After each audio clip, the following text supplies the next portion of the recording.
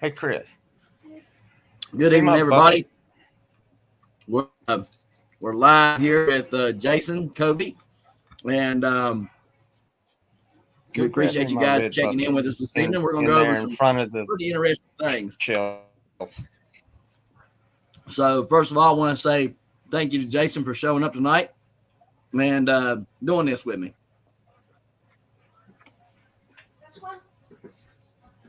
It's got my seeds in it. Yeah, yeah, that's fine. Just I don't need it up here. Just set it over here. Hey, how's it going? Doing good, man.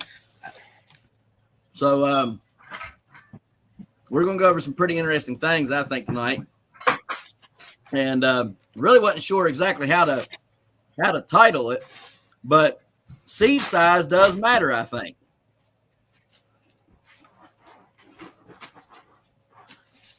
Yeah. I was just goofing around and messing with some of the seeds out of the pumpkin that I pulled, and then this is, I think, something that uh this is the first one that I done, and then you're going to be sending me some other seeds later on to do some more stuff with. The same thing, just to make sure it repeats itself. Um, uh, what I got to thinking about was, are all the seeds inside of your pumpkin equal? And I'm sitting there thinking, you would think so, but um, if, like, for instance, I hold up, let's see, what are this? That's it.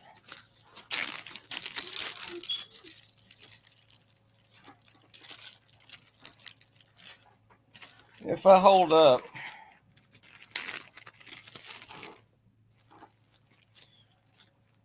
essentially these two seeds right here, they're very similar in size, they're very similar in thickness. Kind of hard to Right, tell, right? right, Um, a lot of people do the drop test to test them. Um, and yeah, I think it works to a point if it's, kind of obvious.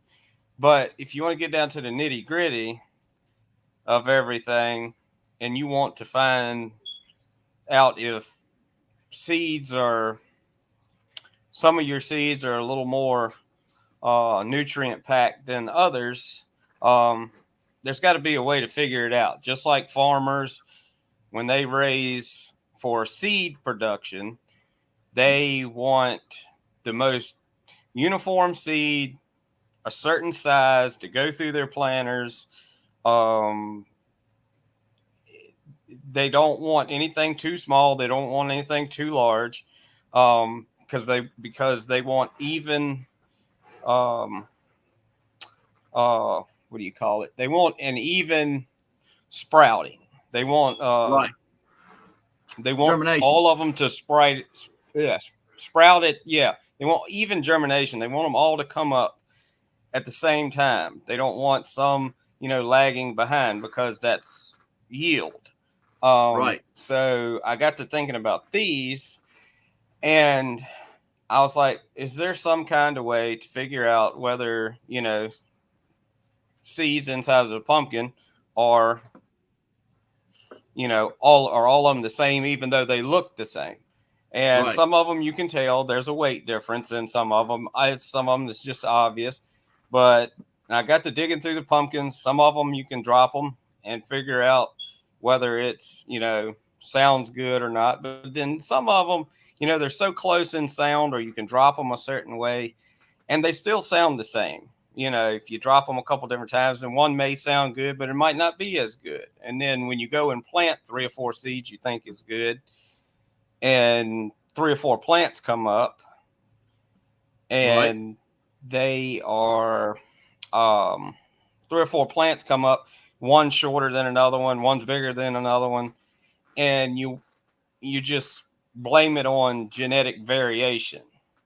Well, I got to thinking, well, if the farmers do what they do by sizing the seeds and stuff like that, sorting them and all, if I can figure out a way to do that the same way and we can grade our seeds and choose the best seeds to sprout out of our pumpkins, um, uh, we would be able to do the same thing. We would be able to produce all the same size plants at the same time. They all sprout. They all grow about the same basic concept as when you plant a field and all the corn comes up at the same time. You plant them at same depth, everything. Right. They all have about the same cod leaves. Vice versa. So what I was doing was going through them, and I weighed 345 seeds. I counted all my seeds out of my pumpkin. 345. And I said, well, they all look the same. You can't tell the difference. So I started weighing them.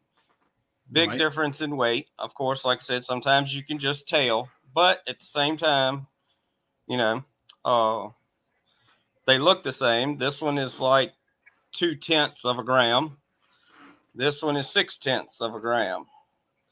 Um, and essentially, I cut all of them open. I measured out a certain uh, certain amount of them, and I broke Right. them down into brackets. Broke them down into tenths of a gram. So 1/10 of a gram, 2/10 of a gram, 3, 4, 5, all the way to 9. Going up to a gram. But Right.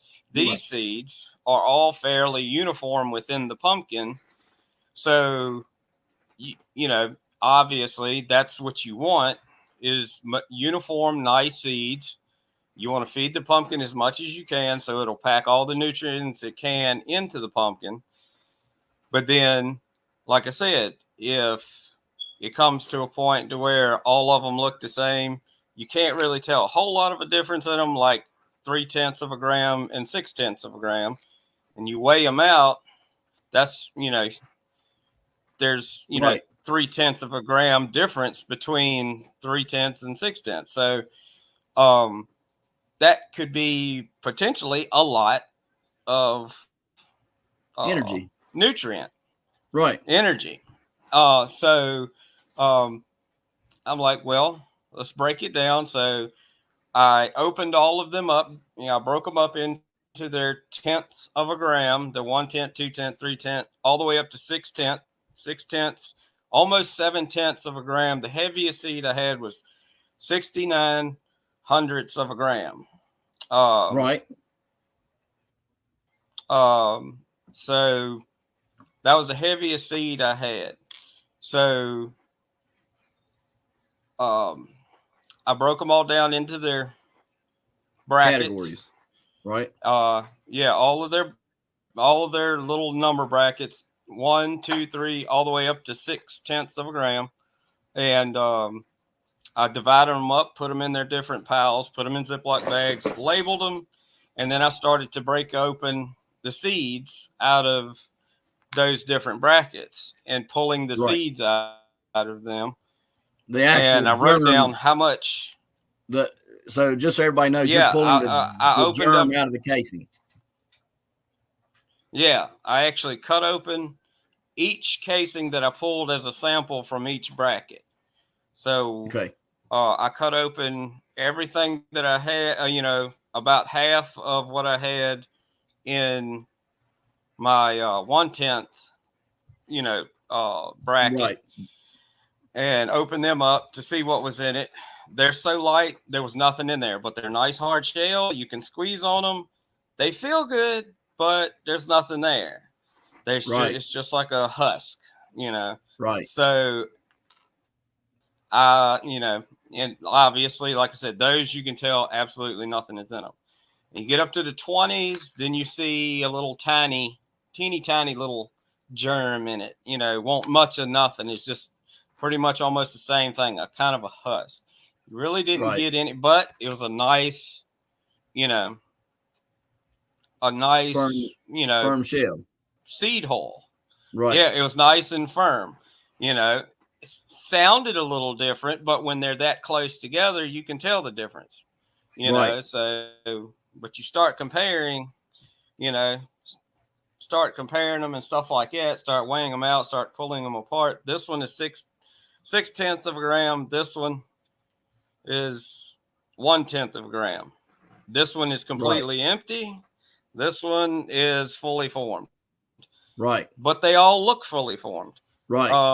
So I wanted to find out. Like I said, I'm trying to find out whether or not, you know, since everything looks the same, there's got to be some other way. And measuring it out in weight was the way I did it. And like I said, I broke all of them down, busted them all open. These are 6/10 of a gram. These are fully formed germs. All they take up the whole. They The take up whole the whole thing. seed casing. Right. Yeah. So I And let extracted me every let me clear seed. some let me clear something up real quick. So the ones that people are dropping, if you had the 6/10 of a gram, you dropped it and it sounds like a thud, and you drop that 1/10 of a gram and Yeah. it sounds hollow, you're going to notice that. That's a noticeable difference. But what you're saying is that when you start getting up into 3/10, the 6/10, they start sounding the same, and you're trying to figure out which one's better, correct? Yeah. You're trying to figure out which one's the heavier, which one's your higher quality seed. It's kind Right, of like almost like a grading system for your pumpkins. right. So kind of Especially like when what people do with wood. especially when yeah, especially when um, you look at all your pumpkin seeds, they look all exactly the same. They look the way they're supposed to. They're not all Right, deformed because obviously if they're all deformed, they're not all the same size. You had some type of deficiency some way or another, somehow, somewhere. Um, it's possible that the plant may extract something from right, those seeds, start pulling things back. I mean, right, corn does it. It grows out, it kernels out, and then it will tip back once it hits stress. And then right, those kernels won't, it'll just reduce on down from the tip. So, but yeah, this is a 20. This is a 2/10. right, Well, I call them 20s, but this is a 2/10. It looks like a full seed, but this is just a seed membrane right here, right, and essentially almost right in half. That's the germ size. right, But see, this is the full 100% fully formed germ, and this was at a 2/10 gram. right. But it will sprout. I Okay. mean, it'll come out of there and it'll sprout and do its thing. But what I'm wondering, you're storing energy in these things. It's like a battery. Right. So if you planted 2/10, is it going to come up? Is it? Yeah, it may come up. Is it going to do anything for you? So Probably not. yeah, it may eventually do something. It may, well, I mean, it may die before it comes up because as soon as Right. that seed casing is broken, the seed is there, battling the world already. So it's got to have Well, energy coming from somewhere. So as soon as roots come out, it's in contact with soil. Possible diseases can kill it off. It's I well, essentially to that, think it's weak. to that point too, though, like I've had seeds that I have, sanded the sides of them down, and put them in the ground, thought they would germinate, and later find out. I go back and dig them up, and I look, and they didn't have enough. They didn't have enough power to even bust out of a seed hole that had been shaved down on the sides. Sanded down on the sides, right? And like they sent a taproot Yeah. down, but they didn't have enough energy to even get out of the seed hole. And I even did work to help it get out, and it didn't have enough. And so a 20 is probably that seed. A 20 is probably the seed that Yeah. didn't have enough power Well, to even get see, out of a sanded, seed hole. Well, see, this is the thing.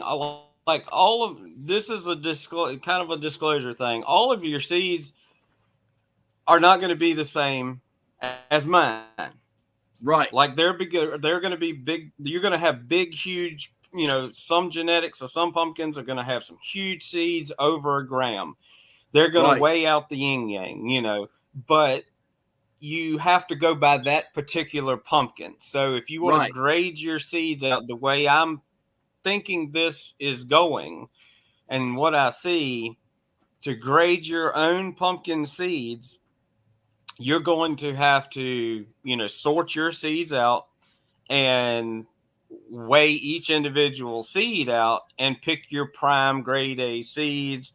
And another thing that I have found is like these are in the 5/10 of a gram. right, Uh, these are in the 6/10 of a gram. These are the premium seeds out of my pumpkin.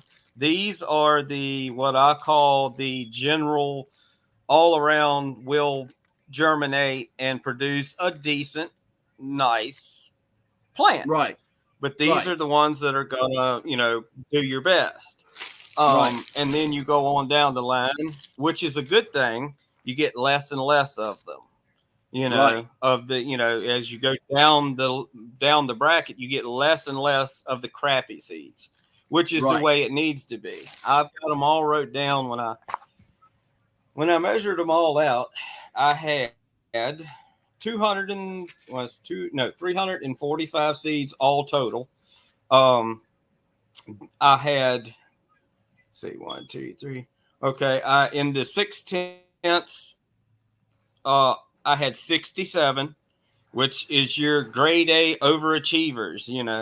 And then you had your good, you know, I guess you could say general seed, right, 235 of those. And then you get to the point to where you're at like a grade C or, down, and you go on down. right, I had 12. Uh, I had let's see, the 6/10. I had 67 of those. The 5/10, I had 235 of those. The 4/10, I had 12. 3/10, I had 12. 2/10, I had 13. And the 1/10 of a gram seeds, I had 6 of those.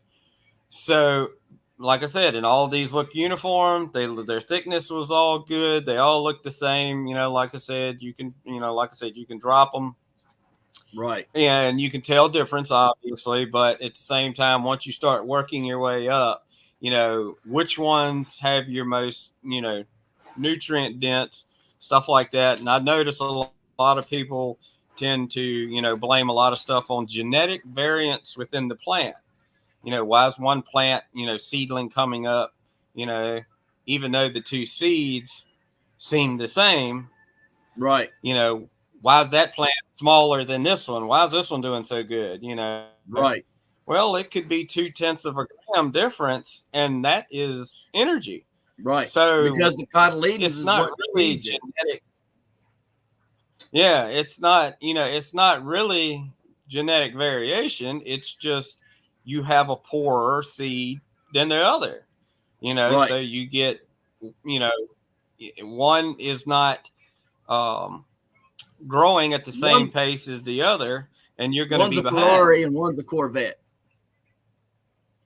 Yeah, basically. essentially, you're gonna have a race. You're gonna have your race, and that's what farmers do when they pick seeds and stuff. They don't really want a racehorse. They don't want the overachiever because you don't produce as many overachievers. But in our Right. case, we want the overachievers, the aggressive plant.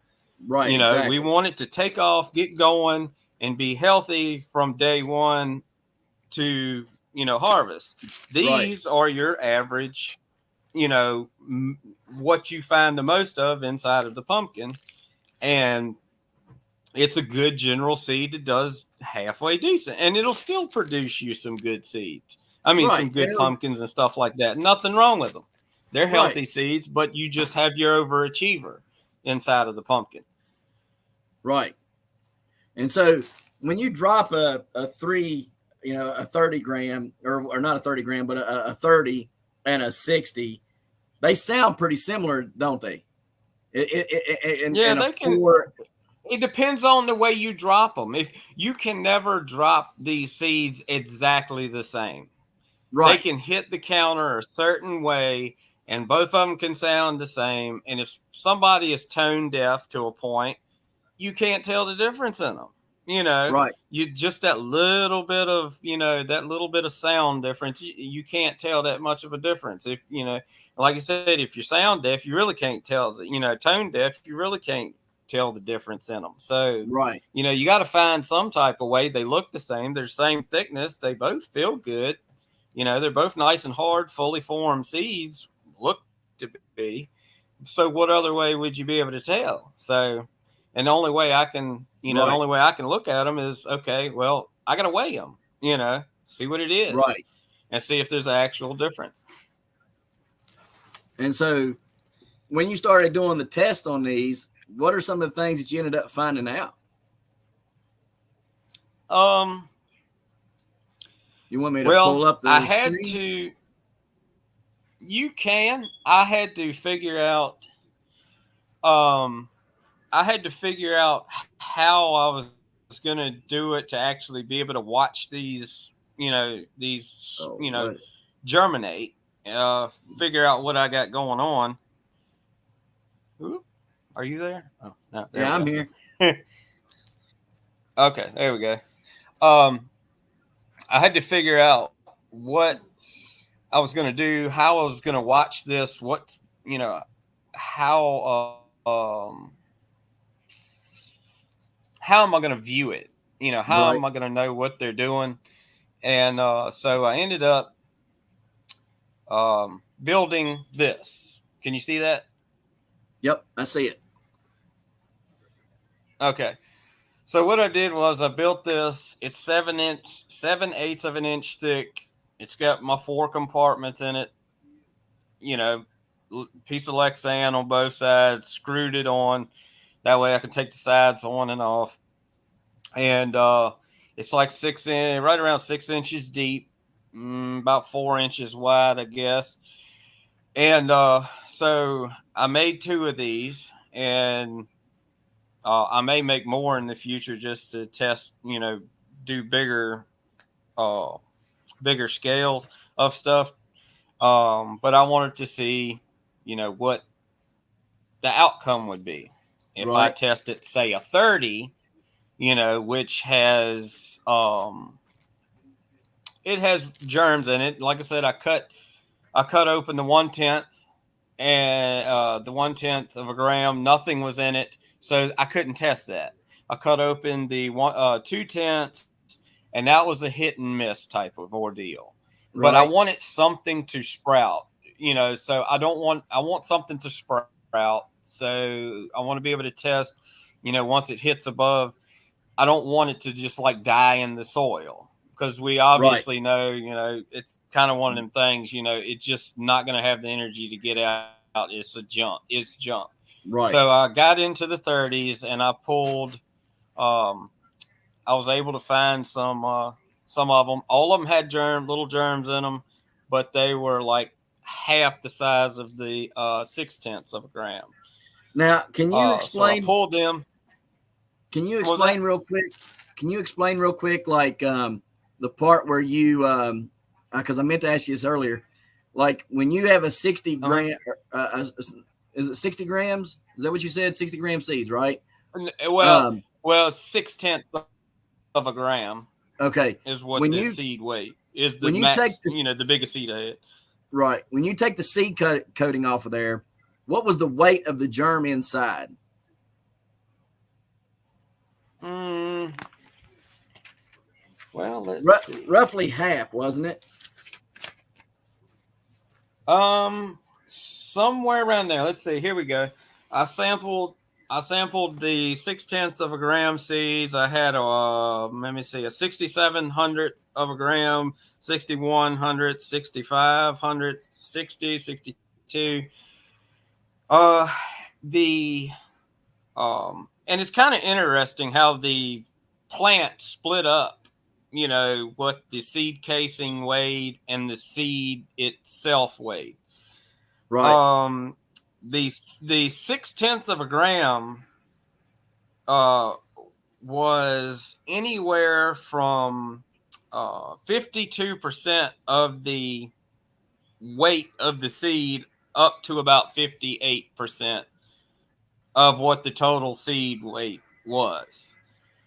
And the seed casing was roughly anywhere from 42% up to 48% of the seed casing. It's almost like it's trying to do a little bit of a balance. The plant is trying to do a little bit of a balancing act with, you know,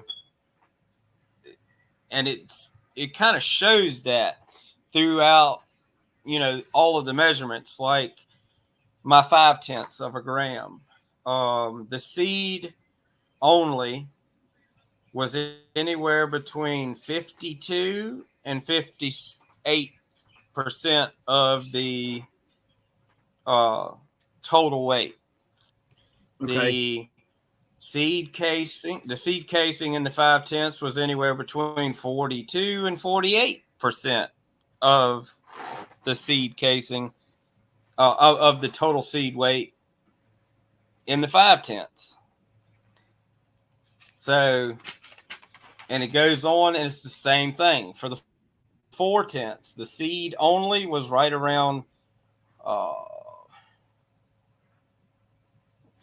around the neighborhood of, let's see, anywhere from 47, between 47 uh, and 49% Okay. of the total seed weight. Total. The Right. casing was the same way, anywhere between 40 and 52, 53, Right. 52, 53, right around that halfway mark for these seeds in particular. Right. But then as you get down to where you didn't find any seeds at all in the casing, down in like the 20s, Right. the 2/10 of a gram, um, the casing weighed uh, 18, 1900ths of a gram. And that was over 60% of the weight, because the actual seed that was found in the 2/10 of a gram was like 300ths and 900ths of a gram. So there was Right. literally hardly no seed in there. The other two wasn't even a seed found in it. So they didn't really, they didn't Count. count for Right. anything. But then when you got into the 3/10 of a gram, you got up to where it was, 1/10, 1/10 of a gram up to about 1600ths of a gram. And then the seed casing was to 2300ths of a gram up to 2400ths of a gram. Um, and that casing actually was right around 59 to 62% of the total weight of the seed. Um, those were like, I think it averaged about 63%. The seed casing was on my 3/10 of a gram. The seed itself was right around 37% of the weight on the 3/10 of a gram seeds.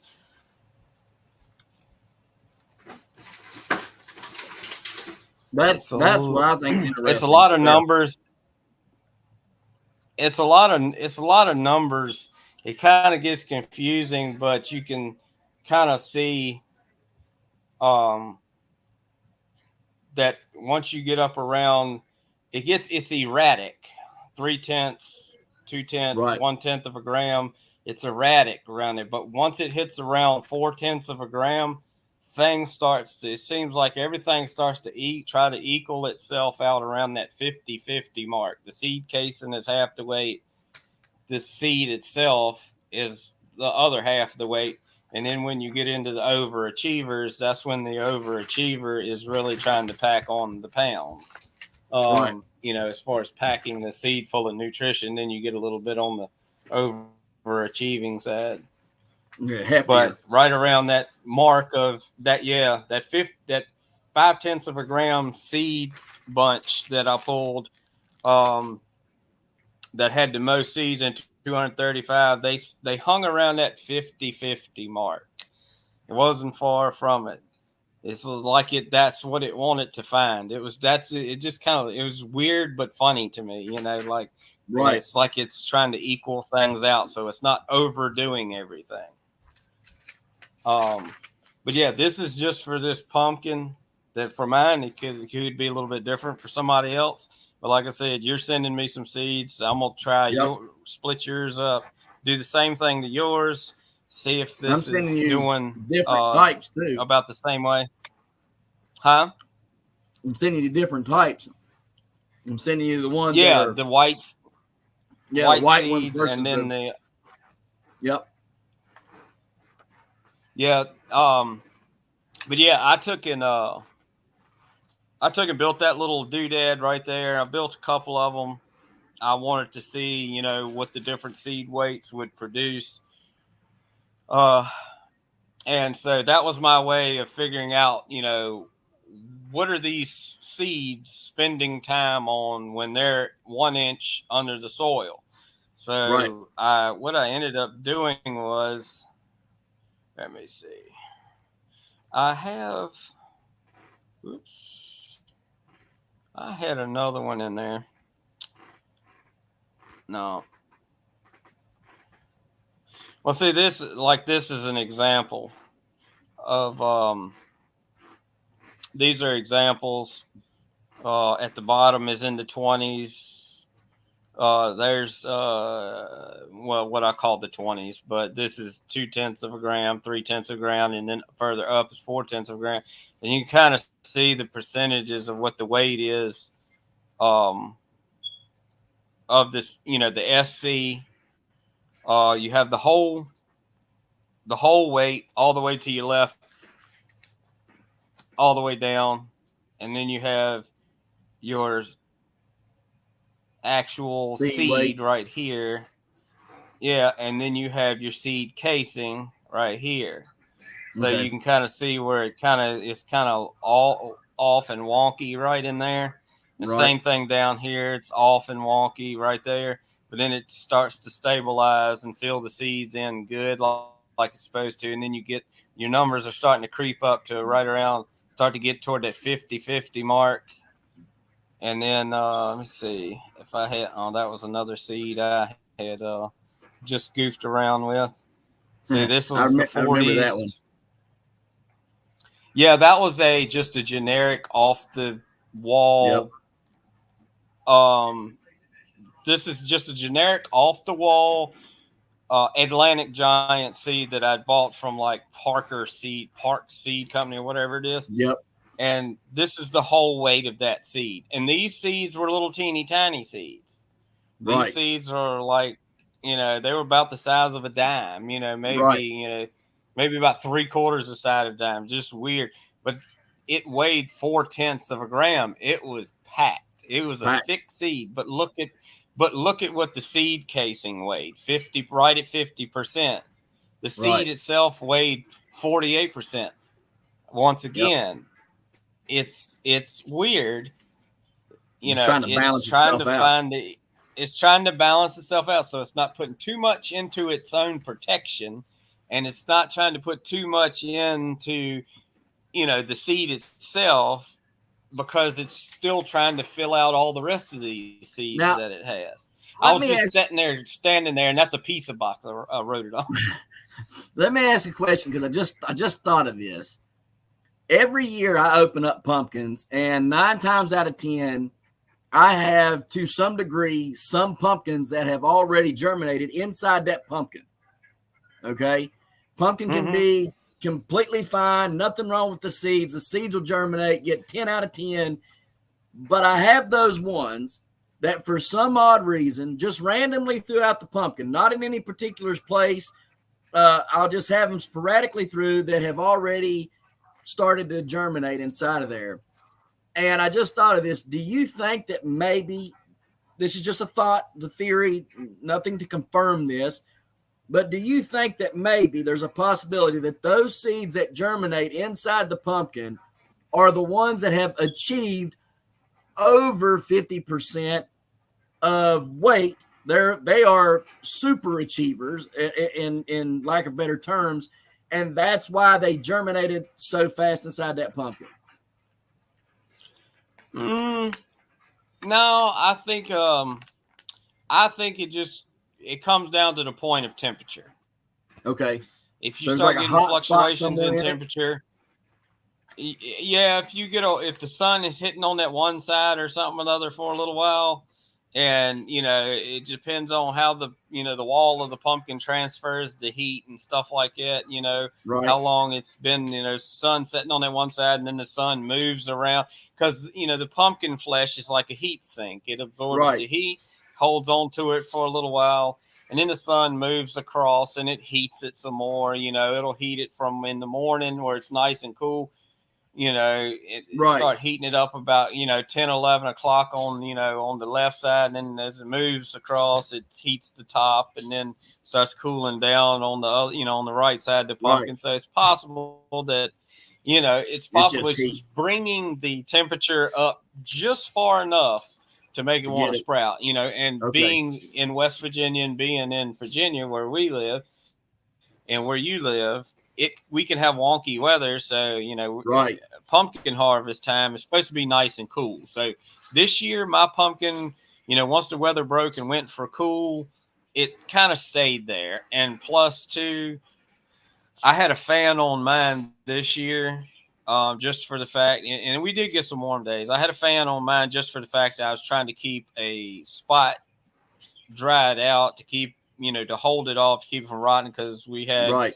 the From the county state fair. fair to hold it Right, for, and stuff like that. And it held over, and then it stayed, I think, 3 or 4 days at the county fair, and then we ended up bringing it back home. So we had to keep it, from things happening to it, and that was the best way to do it: keep it cool and try to keep it dry, so and keep that spot dry.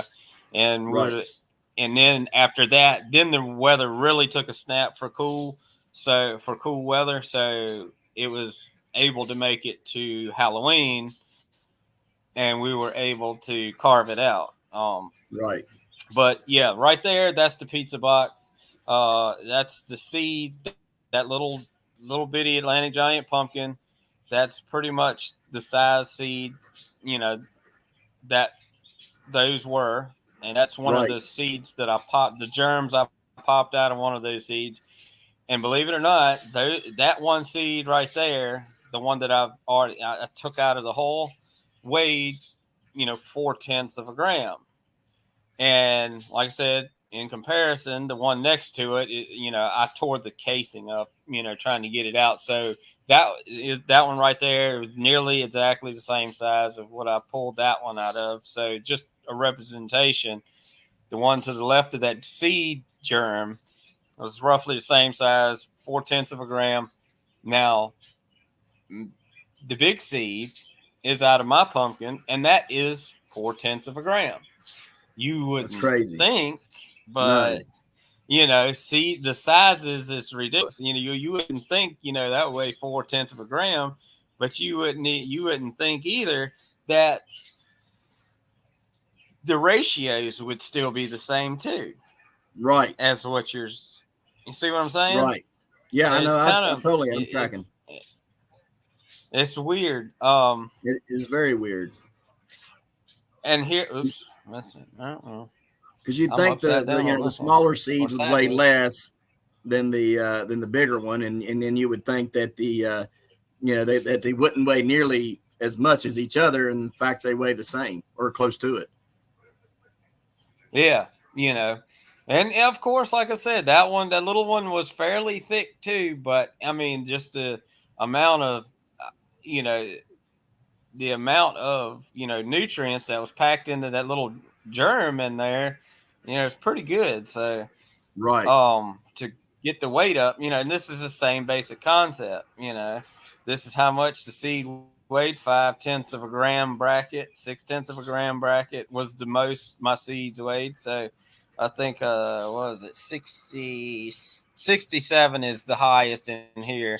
69 um was the highest one that weighed. I randomly just picked these out of the pile, out of the bracket, Right. and dissected them and pulled them apart, and that's what they weighed. And essentially, this is, I didn't do the percentage on this one, but I actually did the percentage on it. I just didn't, when I took that picture, it wasn't, yeah, I hadn't wrote it down yet, but you can see in the 5/10 it's right around 50%.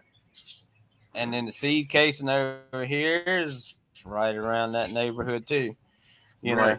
And then when you get into the 60, the overachiever, those numbers flip, and the seed casing actually goes down below 50%, and the seed weight itself bumps um, um, up above 50%, starts creeping towards 60% of the actual seed weight in your overachievers. The numbers start to flip.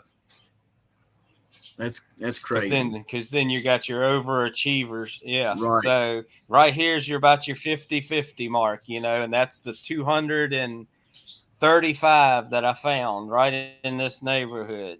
Right. And as I weighed them all, I went back and I put them all together. This is the total weight of all the seeds and the seed itself, Right. and my scale. This is what they added up to as and then I totaled them. So I'm only like 100th off on my scale. So I didn't knock it down to the thousandths. I could have, but I'm just 100th off. So 1.49, 1.5. So scale's close enough for me to kind of prove my point. Right. Um, oops, there we go. Yeah. Um, let me see. See, this is just like the stuff we found in like the 1/10, The low um, grade. 1/10, 2/10 of a gram, the real low grade crap seeds.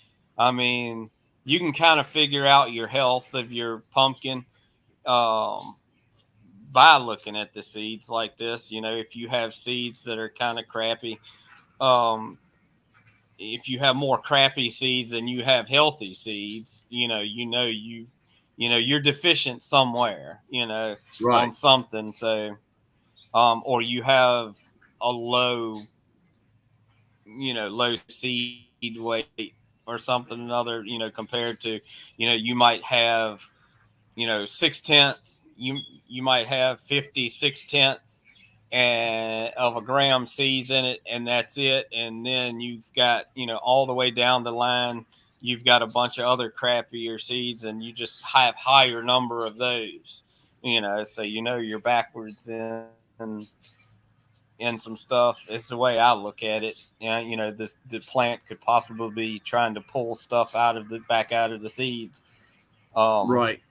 Or never had See the nutrients in there that to right push it there? through it.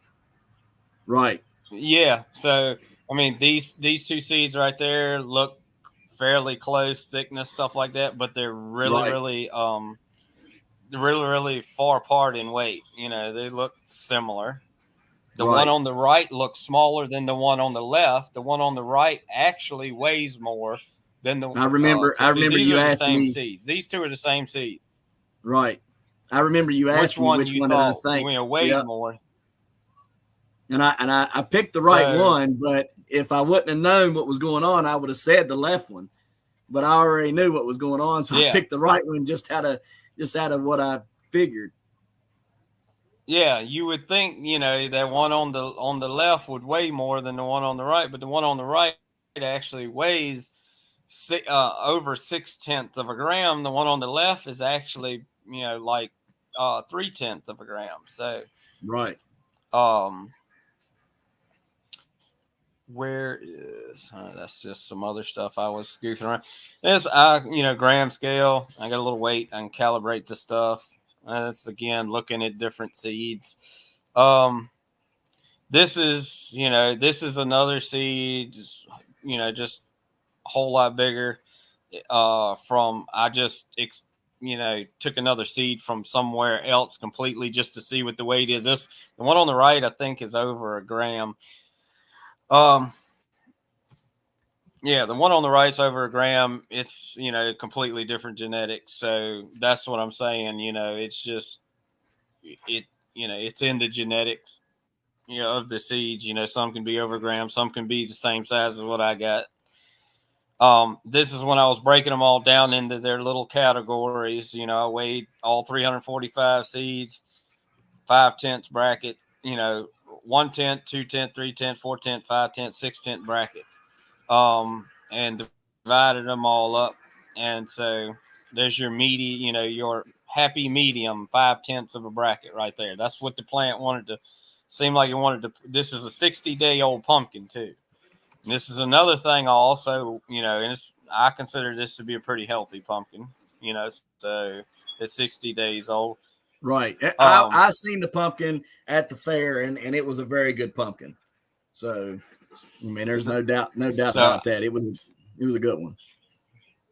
So all your lower stuff, 4/10 and under, is you have little or nothing. The pumpkin filled majority, all of its seed at that nice average and above. Right. So, um, and that's all I had. I couldn't really compare anything else, but from what I could tear apart in these lower grade seeds, they were really junk. Like, the 1/10 and 2/10 was really junk. The only ones that you could go to in 3/10 and 4/10, you could get them to sprout. They will sprout. So I actually pulled from the 3/10 of a gram bracket to do my test sprouting and stuff. Right. See, oh, that's some of my biochar stuff I've been messing with. That's That's another another video. date. Yeah, that's another video. Yeah, that's another thing. Sneak peeks. Yeah. Um, but what I did was is since when I made this ordeal right here, I also had to cover them because UV light will actually mess with the roots and cause growth to can cause Stun it. growth to stop. Yep. So yeah, it will stun it. So I had to cover it up, and in the background you see that Reflectix stuff. I cut a sheet of that Reflectix and wrapped it tight around the whole Right. thing, and actually clamped the Reflectix on it because I wanted to be able to remove it to see what's going on, then put it back on. So Right. all of this soil that got put into this these two containers, I really didn't want to break down each and every single bracket Right. because like I said, if I go from one of the lowest brackets to the strongest bracket, you can see your difference, and that's only 3/10 of a gram, and it doesn't sound like a whole lot, but But it we'll is. see here in a minute. But I made Right. it so that I could remove. Yeah, I can see what the difference is, but I made this container so that I can remove the Lexan, so I can actually transplant the plant from this into something to keep it growing further along. Um, so anyway, uh, all of the dirt that's in here, there's nothing special about it. All of this, I mixed it together. It's just some coast of Maine, stuff. I just wet it down a little bit. All of it got the same wetness, everything, same moisture. One didn't get more than the other. They all got mixed in the same container, and then I filled these containers up. Right. And then I measured from the top of the Lexan, um, and measured down an inch. All of the seeds got put in an inch.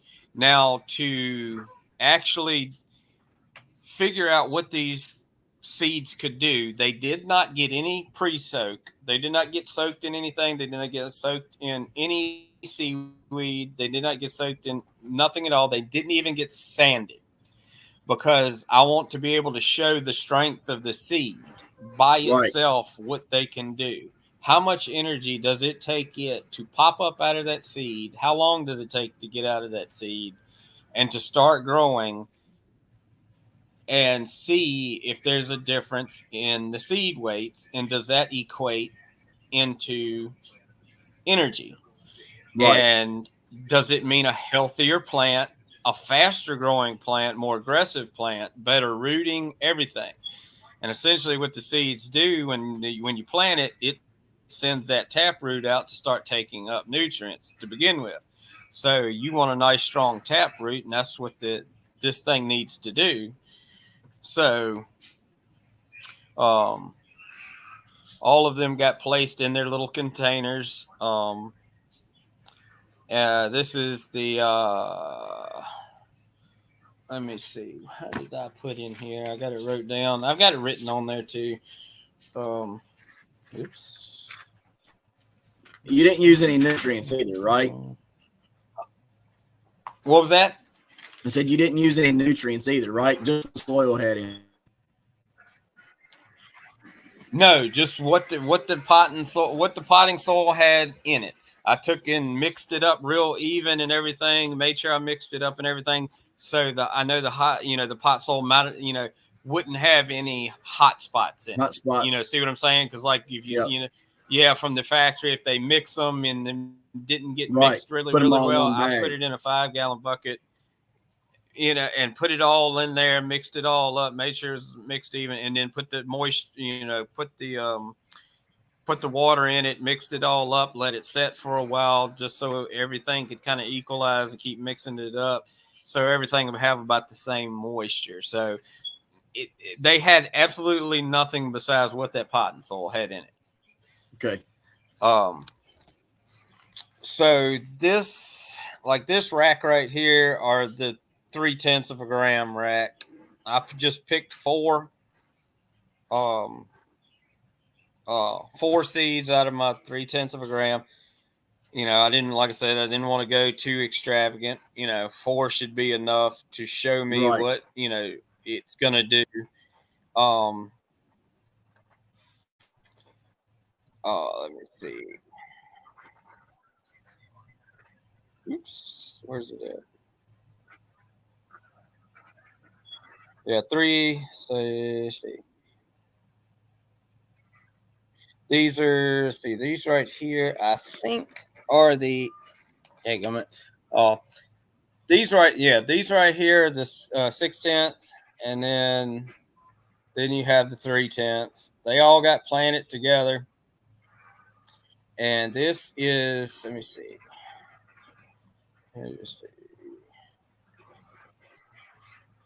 Yeah, this is on the 20, yeah, the 26th, I think is, let's see, 26,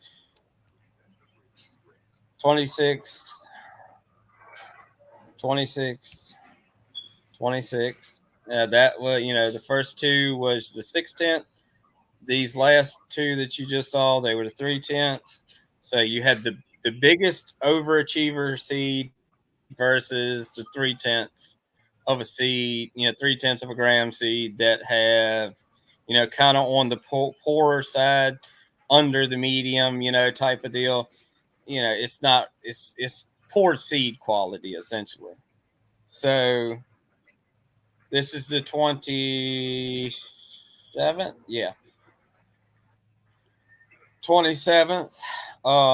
These are the um 6/10. Look at the roots on them things. These were on heat mats. Both of them were on heat mats. Um, they both had heat. They were heated to right around 85 degrees. They had a temperature probe put in them, so I knew what the soil temperature was. They were sitting right beside each other on the heat mat. So, um, There was no variance. I knew exactly. Yeah, there was no variance, and I occasionally swapped between the two containers just to make sure we were reading the same, um, about the same temperature within a degree or Right. so, a degree or within 2 degrees. Um, and that's good. That's good enough to get these germinate and get them going. But like I said, that's the 6/10. You can start Had things see already the touched the roots on one bottom. side. Yeah, that's the tap root. It's just sending tap roots. Sending tap roots. That's on because see this one is one side of that 160. I mean not 60. 6/10 of a gram. Right. Uh, And bracket. you This can is one see side that of it. one. Well, you can Yeah. see the one. It's starting to bust through the soil. You couldn't see it on the other side of the roots, but you can see it on that. See how it's starting to come up on the far right hand side. Yeah, right here. Yeah, you You can got see it roots coming up. here. You got the Yep. tap. You got a tap here. You got roots showing here. You got roots showing here. This is one side. Now, if we go over here and we flip it around, we're looking at the other. This is that. This is the one on the. Let's see. I think this is the one on the left. That's yeah. Would be no, the one on the right. Right. This is the one on the right. This is the tap root right here for that one. Right. And so then you can see some, this is moisture all in here, obviously, but you can't really see nothing on this side. You can see a little bit right here. You can see it That's the popping up the 27th. top. Yeah, yeah, you can see it raising the dirt and stuff up, Um, So, what about the and pH? You take the pH? no, I didn't take the pH of the soil. Okay. I just let them all do their thing in that soil because if they're all going to be in the same soil, it really doesn't matter. But usually, Right. Coast Domain's pretty decent stuff, so it's not going to be horribly acidic, either. So they're going to have, probably Right. around the neighborhood of, 6.5, something like that. I But think that's what they run. to me to me that really doesn't matter because they're all going to be in the same pH. You know what I mean? It's not like one's in 7, one's in 6, Right. or one's in And you're five and a just doing half, one's in 7. right. I'm You're just just, doing a germ test. throwing it. Yeah, just like kind of like germ testing them. This is the 27th. It's like 8 o'clock at night. You know, when I took these pictures when I come home from work. And this is the 26 when I done all that stuff is in the morning time. So this is this is 27th. Here is the this is now these are the 3/10 of a gram. This is one side. I think you see a little bit right here in a root. That's it. And you can see, I think maybe something pop up. Maybe that third one from the left might have something popping up. Is it? Yeah, it's push. Well, yeah, pushing. This is pushing a little bit. Yeah. They all look like they're pushing a little bit, which they're doing what they're supposed to do. But you don't see anything on this side. This is the reverse side of what you just seen, and it's 8 o'clock at night. Same thing, 27. Right, and no roots at all. Just a little bit of dirt. No pushing. Roots, right? Yeah, just pushing dirt. That's that's what it's doing, pushing dirt. Which, in all fairness, the other ones. Real quick, in all fairness, if we had these in potting containers and not looking here, we would see that dirt pushing as a good sign. And we would think that well, we're on the right track. Yeah. But this is going to show us otherwise. We would think so. Right. Yeah. But this is about to show us otherwise. And I have a little bit of an idea on why it's doing this versus, what we would like to, we would like to see this, But then, we're not seeing very much going on here, but we're seeing Right. a lot on the bottom end. It's Right. flip-flopped. Right. So, yeah, you see a little bit sprouting up. It's not doing a whole lot of pushing, but it seems like these over Are here are kind of throwing like more in a roots rush. down first. Right. They're putting roots down first, and then they're pushing out of the soil, Yeah. These which right is here reversing. are, yeah, they're trying to hurry up and get out of the ground. They're trying because they don't have the energy to throw the root. Right. So, or throw that tap. So they're to make food and to make energy, what do they got to have? They Cotyledons. got to have light. They got to have Yep. them cotyledons to start sucking up light because they don't have the energy to make the roots to do Right. what they need to do. All right. This right here is the 28th at almost 7:30 the next day. Here is all of the sprouting that they have done. These are this right here is the 6/10 of a gram. Look at all the roots on this Uh, side, real quick, all over the place. was these the ones that you germinated with the seed coat or without the seed coat? No, these right here had the seed coat because I want to. Okay. I didn't try I didn't do anything with the without the seed coat because Okay. I think if I could keep the seed membrane on, I'm Right. thinking if you could keep seed membrane on, there may be a way to make them burn less energy, trying to sprout, pushing and all that Right. stuff.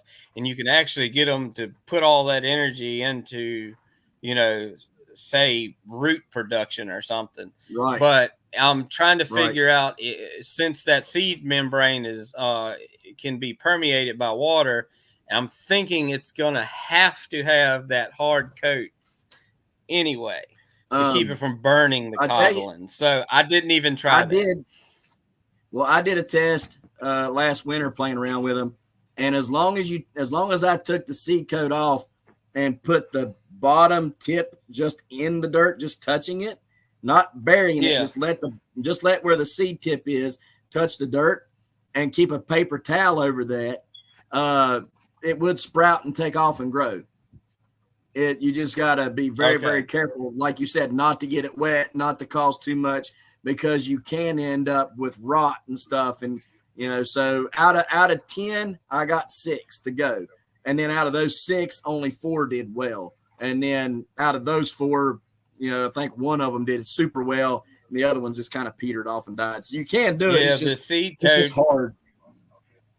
the seed coat is the protection for the cotyledon. So they got to have, the cots, they got to have some sort of protection to come up out of the ground. So I didn't even bother to really experiment with the ones I had hauled. So Okay. I didn't do nothing with that just because of that. So these are All right. everything is not sanded. They are not soaked. They are doing all their work 100% by themselves. Okay. They have had no help. Um, the only help that they got when they popped out of the ground, I went on ahead and shucked off the seed hull as they come through the Right. ground. That's the only thing I did because, like I said, They can dry. It'll dry to it and yeah, kill the cotyledons. yeah. So I don't want to do all of that. As soon as they popped up and seed hull, all of these seed hulls come off at the same time. So all of these seed hulls right here in the front, in the 6/10, they come off the same day, same time, 28, 7:30. Then I went to the ones in the back, all the same. They all come up, all of their seed coats come off. Right. Except for one. The one back here in the back does not didn't is not even up yet. Right. Now you can notice the difference. All of these are working on root growth. Right. And these right here in the front, they're all short. Right. They're all staying short. Look at Yep. the one over in the back. Yep. That They're three already reaching tenths for light. in the three. They're already reaching, trying to get as high and spindly as they can. Yep. They're just reaching for light, and it's making them spindly. But these are Right. just staying short. because These back here in the they've back, got they're everything. just coming up. Yeah, and you can see which ones of these all have since they're in the 6/10 and they're good quality seeds, high quality seeds. They are all emerging about the same exact time.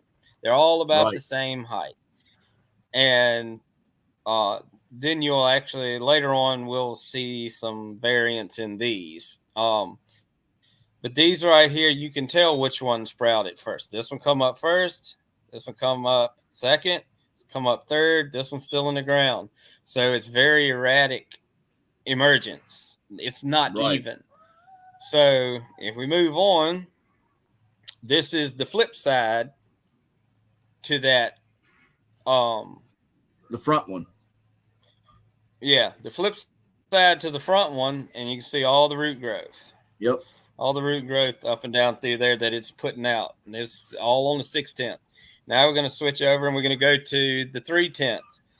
No roots really. Got I the mean, probe on the few mat. little ones there. Yeah, a few little roots. That's the one side of it. That's your emergence. That's what you're getting. And these are on the poorer side of the scale, all out of the same pumpkin, doing the same amount of work as what the front ones did, emerging out of their own seed halls by themselves. No help, no sanding, anything. You Right. scroll on, this is the flip side. You can see a little root growth going on here, a little root growth here, going over here to the spindly one on the right. I mean, there's like a little dot. Right. Nothing is reaching the bottom of this, already. And this Right. is what, 2 days later. So move on to the 29th at about 7 p.m. when Look I at get that home. difference. You're looking at the 6/10 bracket right here. They're all staying short. They're all fairly even. This one's a little stunted. I think because of the moisture and stuff like that in the soil, maybe a little Right. warm, a little hot. But this is like I said, you'll eventually see And some things it's very with confined these. too. Yeah, so it's right on the tips where they normally would be. So it's just a little burn on tips, not a big thing. But these are actually from the left to the right on these 6/10 of a gram. They are 62 hundredths on the left right here, 62 hundredths of a gram, 64 hundredths of a gram, 65 hundredths of a gram, 68 hundredths of a gram. So you can kind of see the increase in size as you go from left to right. Right. That's I planted them all both of these containers were planted left to right, from the lightest seed in that Batch. 6/10 of a gram seed bracket all the way up to the heaviest in the 6/10 of a gram bracket. So you can later on you'll be able to tell why this one the 64 hundredths of a gram, that second one right there, is smaller. You'll be able to see why. Um, and it's because of the cotyledons being burnt on it. Otherwise, they would be about the same size because they're 200ths difference. Then there's 300ths of a difference between these two on the high side on the right. But and then you can see the difference of the ones in the back. They're getting longer, they're getting taller, they're getting leggy. Guess who's popping up late to the show? The Right. one we are looking at 3 days later. The The little one that engine. had not popped up yet. Right. The little engine that could. He's chugging along. He's doing what he needs to do, but he's real late to the show. He's 3 days behind these guys. Right. And so, I mean, that's 3 days of growth right there. That's 3 days of extra pumpkin growth on the other end. Exactly. So, and if you got a pumpkin that's putting on, 20 pounds a day, that's 60 pounds. Right. Um, at the end of the show. Um, then you move on, and this is the flip side again.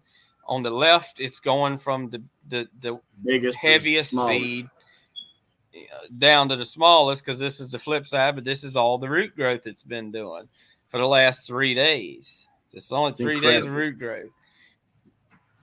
So, and this is your higher quality of seeds, out of that same pumpkin. Right. Here you go.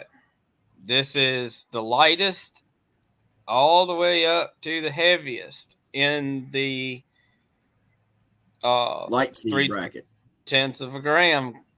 Yeah, light seed bracket. So your lightest, it's the longest and spindliest. It's trying to hurry up and get out of the ground. This one right here is just way late to the show. It just creates, a poor quality seed creates erratic, emergence. You can't get a healthy, seedling. They're just spindly. Some of them, like I said, get burned. That's just the way it goes sometimes, with it. Even on the bigger ones, seeds, they're burned too. So maybe I Right. used a little, but, soil is soil. So same thing. You stick seeds out in the garden or whatever, same basic thing. They could, Well, you know, and things could happen out there. depending on which coast of Maine soil you used, if it was the tomato and veg one, that is a little bit of a hot soil. I do know that because I used it Well, last winter. I used the regular bag, and I didn't think that was going to be too hot, but I think it was. But I mean, at the same time, I think it does a pretty good. Was it the blue I bag? tend to put seedling. It was like the grayish bag, I think. Okay. Okay. Yeah. Coast of All Maine. right. But yeah, it was. I didn't think it was going to be too hot, but maybe it was just a little hot. But I don't mind burning my seedlings a little bit. It doesn't. Now I don't these were think not once they get to a certain point. What was that? these were not white tips, right? No, no, no. They were not. I mean, all the ones. I think I may have had 12 white tips throughout my whole bag, and I wouldn't even consider them white tips because it was. I just call them white dots because there was actually no white tip at all. Right. I made sure they, these plants had this plant had plenty of calcium when it was developing seeds, so it could put a full seed coat on because that's when it comes Well, time to you're big on that putting on though. that seed coat, you gotta dump the calcium to it. Right. And that's why you get, they kind of get calcium, even though your lab stuff shows you got a lot of calcium, doesn't mean it's readily available. And I was Yep. foliar feeding calcium, in with it on top of it. So I made sure. So I may have had like 12 seeds, all across the board in all of these, and all of these weights and all these different brackets. They may have had a dot of a of white near the tip, but it wasn't like a full blown white tip. So Right. And none of the ones that you're testing were white tips. no, I threw. There's a couple of them in there. I threw them in there too. They're in there Okay. with the mix too. They're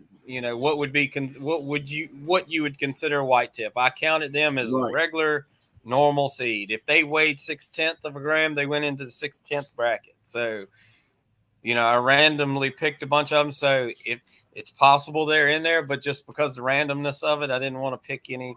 Just go through and Right. nitpick what I Right. wanted out of it. I just weighed them all out, put them all in their specific little bracket by the tenths, from 1/10 all the way up to 6/10.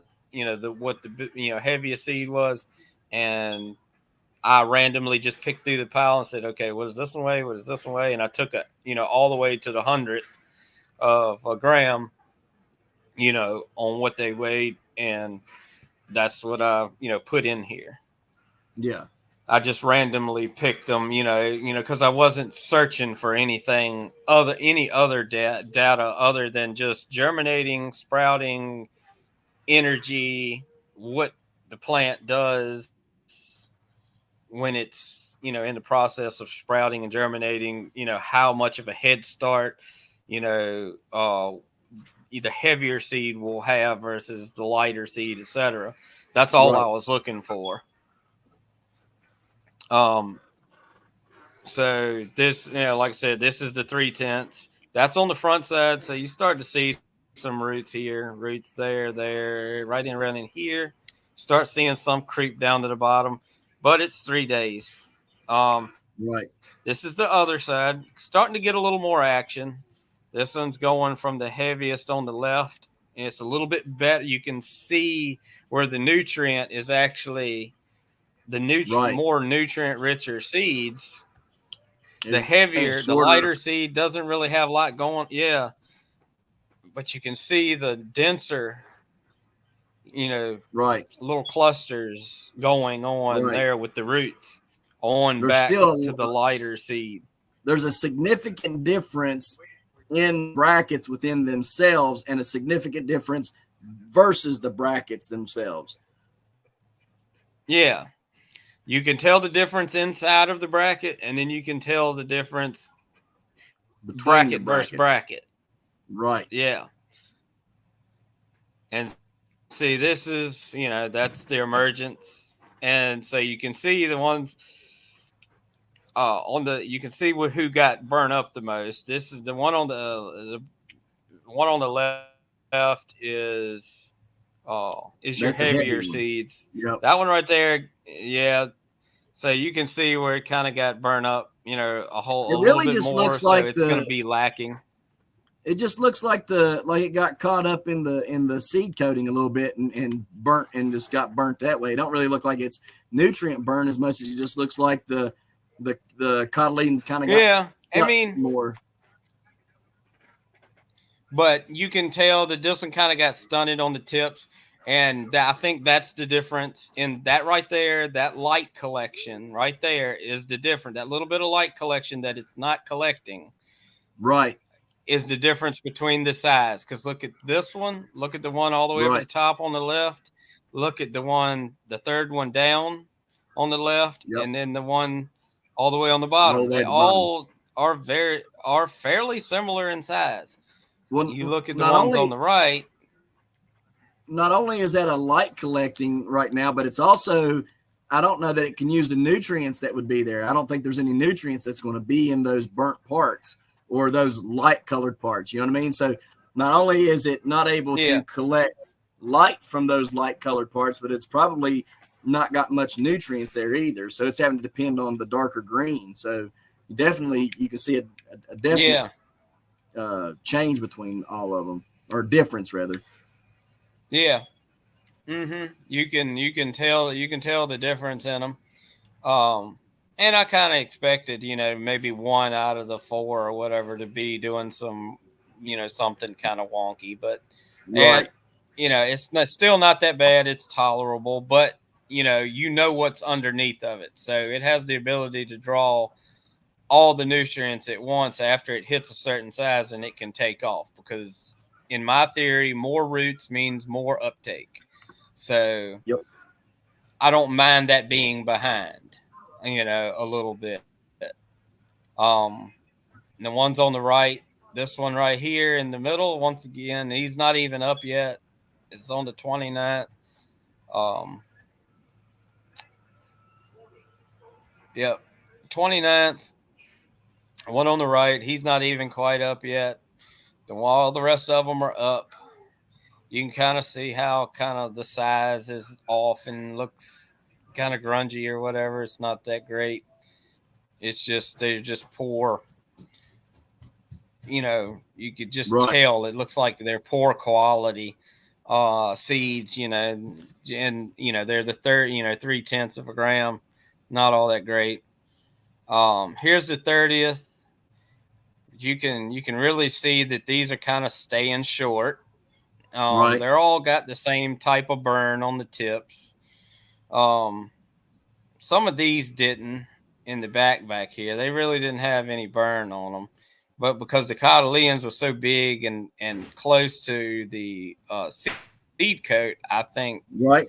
near the edges. That's the reason why these tips got burnt a little bit.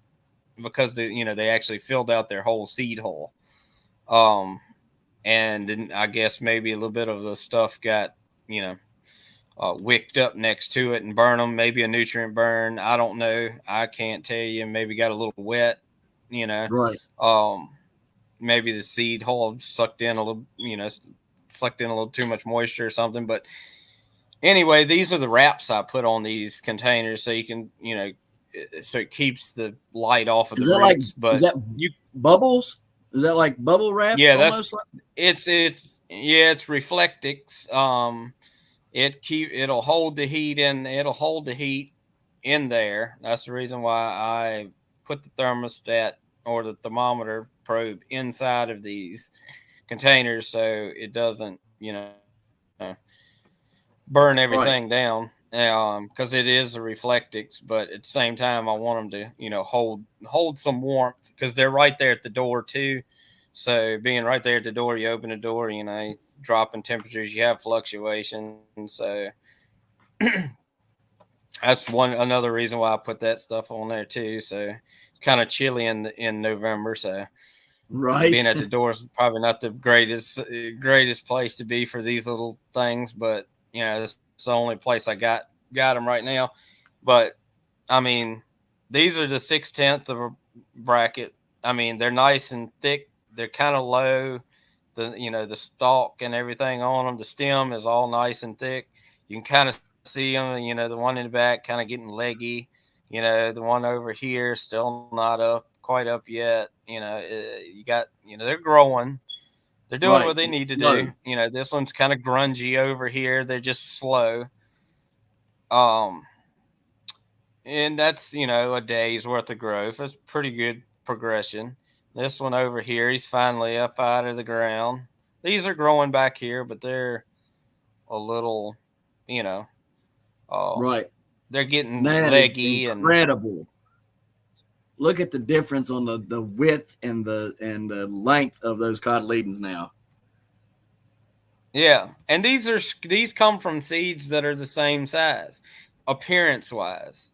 And this is just 3/10 of a gram difference between seed weight.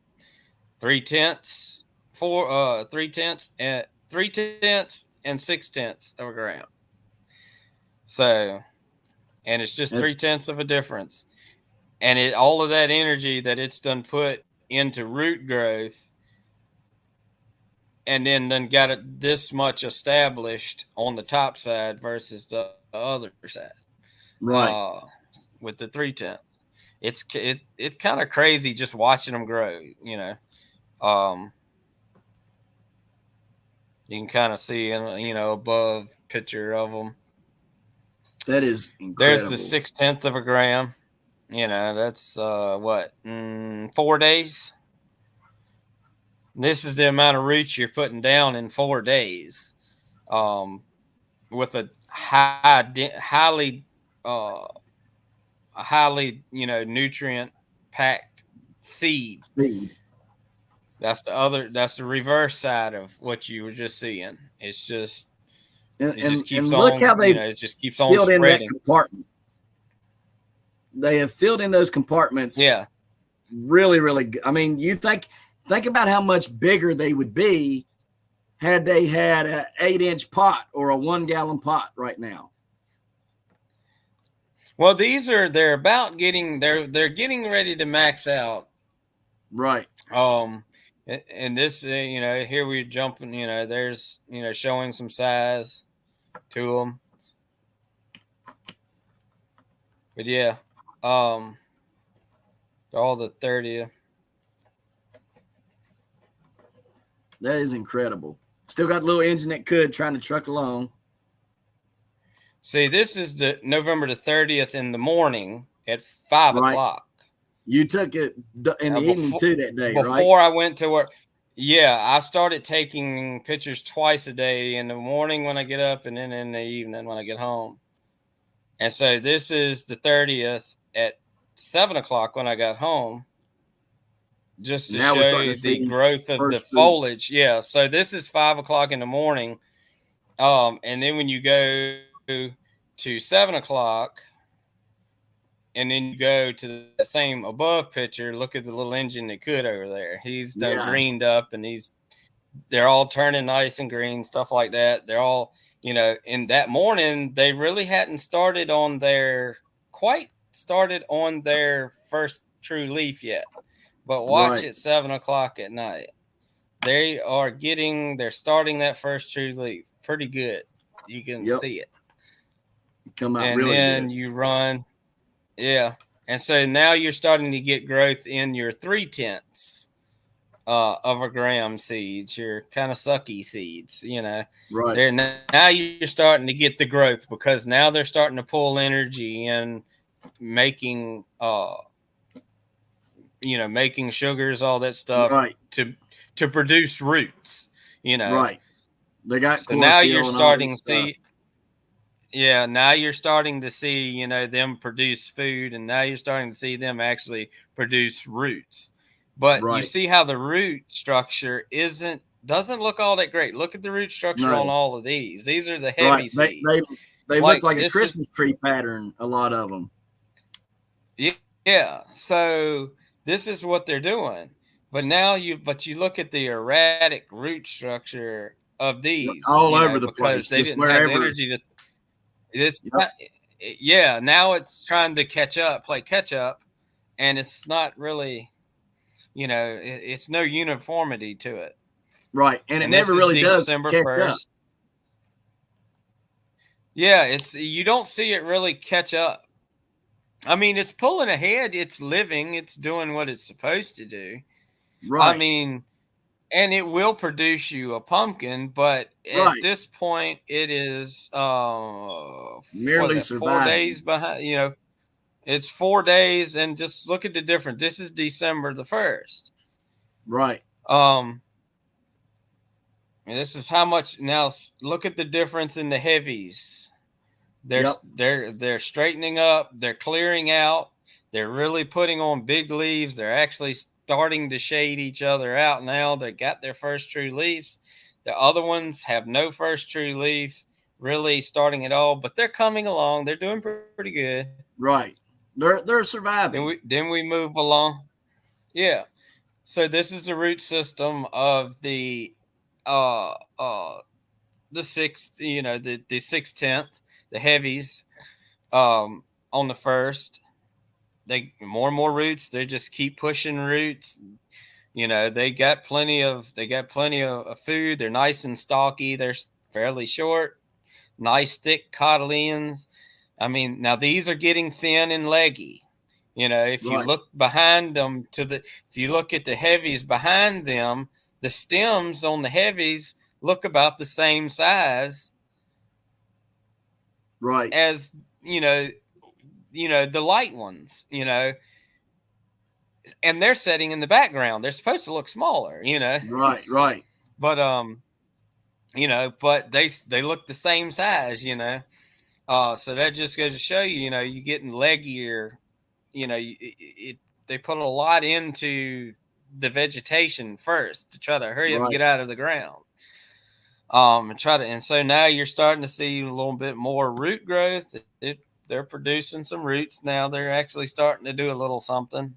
Still kind of erratic, not really nothing organized about them at all. Here's December 2nd. I actually had to take and kind of hold them up a little bit because the cotyledons, they were starting to, you know, get so heavy, it's starting to weigh the plant down a little bit. This is, December the 2nd. You can see the difference in, the heavies, and they all start to come into it looks like they almost all start to come into uniformity. The heavies do. See Right. see see what they're doing? You can kind of Yep. see the light to the biggest, you know. So from the left to the right, the lightest to the heaviest seed, and then you're still kind of erratic, It's um on the bottom, the light seeds. Here's another picture there. They've got their little December 2nd. They've starting their little true leaves, but look at that true leaf on your heavies. I see They're it. the size of a half a dollar almost. Right, So they're, got that nice head start. There's some of the heavies, that's their roots and stuff, they're getting root bound, essentially, is what they're right, doing. Um, and, they're not really, here's your light ones, same thing. They got, they're kind of spindly, they're kind of tall, starting their first true leaf, still not a whole lot of root growth. They're just, here's the reverse side of those light ones. Scroll on through, you can kind of see the lineup from the smallest on the to the largest on the heavies, from the lightest one of the heavy group to the all the way to the top of the screen, toward the top of the screen, the heaviest seed. So you can kind of see the size difference. Now you're starting to right, see the size difference in the plant itself. It looks like it's getting bigger and bigger and bigger.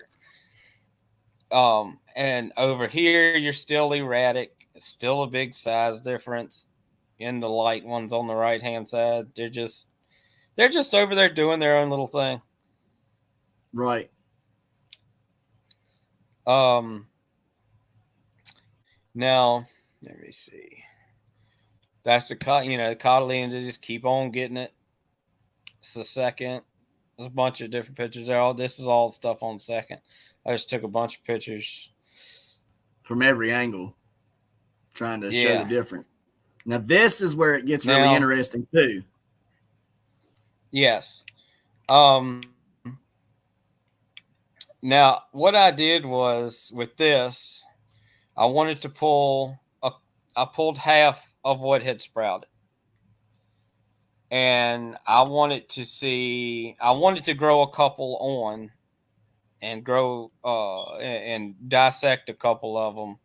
Um, Right, you know, plant a couple of them in a bigger pot, and then dissect a couple of them, sacrifice a couple of them to see what difference it made. Um, I cut. Let me see. The That's your difference. Here's your lighter seeds on the left. right, And see, this is the 60. Let's see. The one I sacrificed, 3/10 was on the left.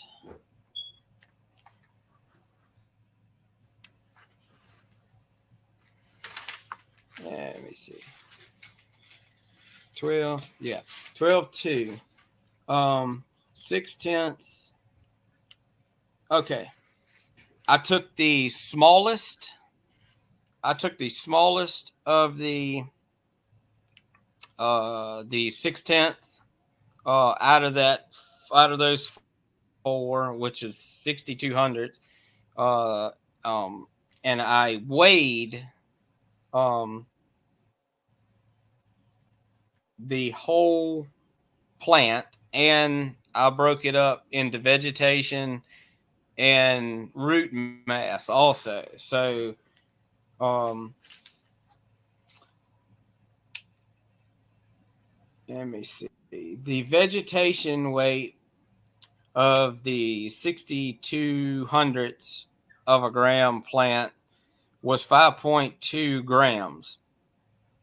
And then I took the heaviest uh and cut the vegetation off. That, where that little shoulder is down here next to where yep, the root uh where the it's like if you ever seen seedlings, there's a little shoulder yep, down here, it seems like, yep. where the It's like where green the meets the stump, the white part. right. It's like where the stump Yeah, ends up it's almost like a beginning. little stump. Yep. Yeah.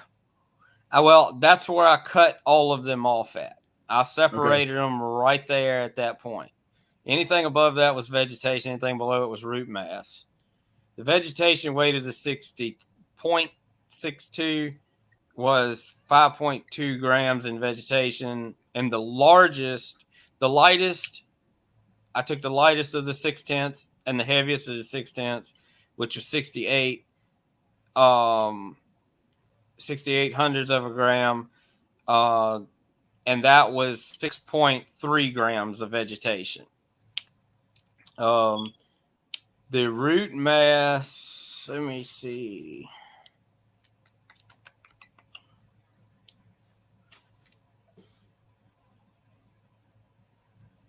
Vegetation. Where's it at?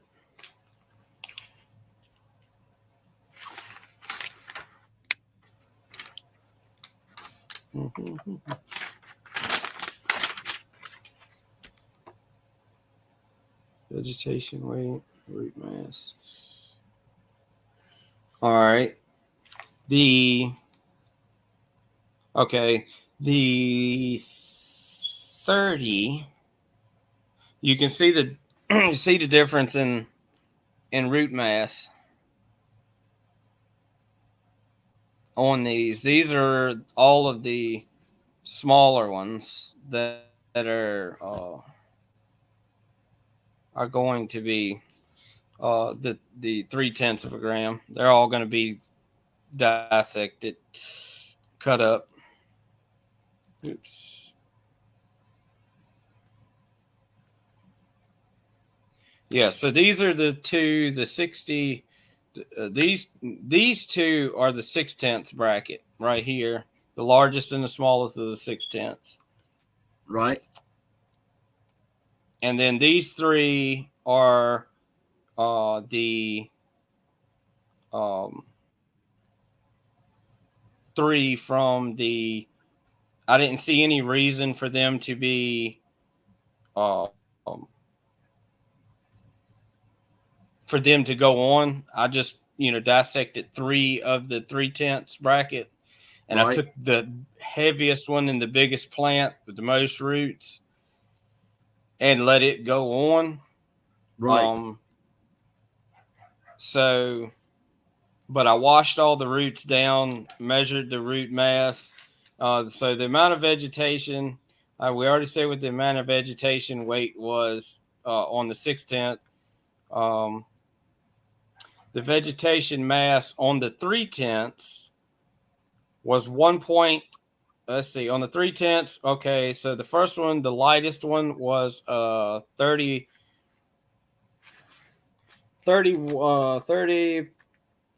hundredths of a gram, and that was 1.94 grams of vegetation that these roots on this little thing had done produced. Right. The 34 hundredths of a gram produced 2.4 grams. The 36 hundredths of a gram seed produced 2.5 grams of vegetation. So from left to right, 1, 2, and 2 on the lightest ones. Right. These two over here, you can see the difference in the roots. These are the lightest of the heavy and the heaviest of the heavy. You can see the root mass difference There's a big in them. difference. Yeah. And you can see the big difference in the vegetation that it produced too. Right. So, um, yeah, so these are just, you can tell, they're just, you know, stretchy and scrawny, and they just they just don't look very healthy. And we are at, see, about a week out, something like that, from the time that they germinated. Right. So I potted the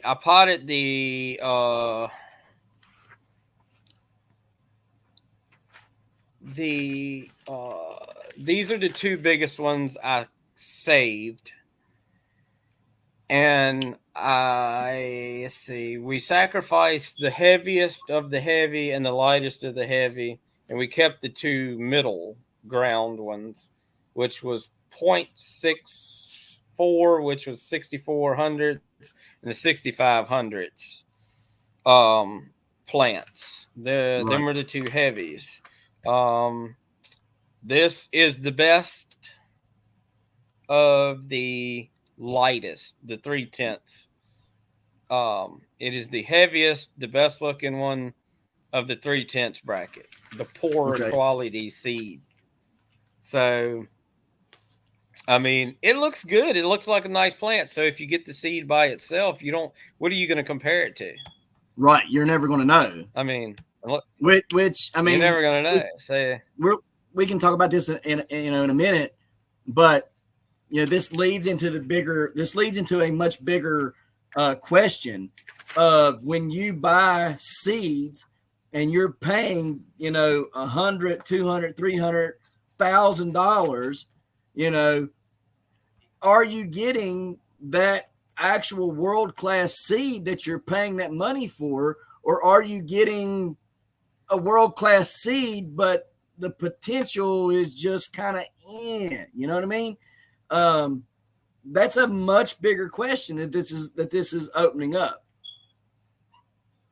yeah, I mean, it's like I said, these are all from the same. All these seeds came from the exact same pumpkin. They all got pulled Right. from the exact same pumpkin, and there's a way to grade the my theory is there's a way to grade these seeds, and and now the next thing I want to know is where in the pumpkin are your good seeds coming from? Are they next to the stem? Are they down on the blossom end? Are they in the middle of the pumpkin? What, Right. Along the where are they ribs coming or from? what? So the next thing, Or are they yeah, just so kind of I'm all gonna over? figure out. So yeah, is it just a random assortment of everywhere, and you just, that's just the way they are, So, but right now I'm just trying to figure out how can I grade a seed? How can I pick my best seeds from my pumpkin? And Right. like I said, and this is my first step in doing this, and my first little experiment, and it's actually um proving my theory correct. Right. So I'm gonna do it more and more, and I'll probably ask you to do a few things, sometime or Right. another, see what Ain't you no end up problem. with. But Yeah. Ain't no problem at all. um, I love doing like I experiments. said, and plus the seeds that you're sending me is from an 80-day old pumpkin, an even older pumpkin. Mine's a 60-day, but like I said, I consider my 60-day old pumpkin. Everybody claims 45 days for viable seeds, so I was at 60, so I think I was in pretty good shape. But Right. so now you're sending me some stuff that's 80 days old, so we're gonna figure that out. But and see what comes of that. But now these three right here, um, I was just goofing around with them. These are in the 5/10 bracket. This kind of points to the idea of, once again, if I sort the seeds out, can I get even uh, emergence? Right. Are they all going to be equal emergence? Are they all going to be about the same, or going to have some difference? And this, Right. once again, I want to see if the grading of it works. I mean, um, here that's going. So I just these are in the 5/10. These are a completely different bracket. They're just I just randomly threw this little spot together. I was like, well, if I put the 5/10, in there, throw this in there, we're just going to see how they work. And they were the same way. They're doing all their work for themselves. So Right. I just put them in the dirt, and they're just going about their business. So anyway, this is the fourth. Yeah, the third is when I put them in there. So just keep them in mind. The fourth, the fourth. This is now the one on the left is 6400s. You can see it getting bigger than the 6500s. Right. Now, here's where things, I think, comes into the way that the leaf tips healed on the 65 hundredths of a gram seed on the right. Right. See how the leaf look like the tip is cut off, the way Right. it's done healed up. Well, the Yep. seed, I mean, the cotyledons on the one on the left is 100% just fine.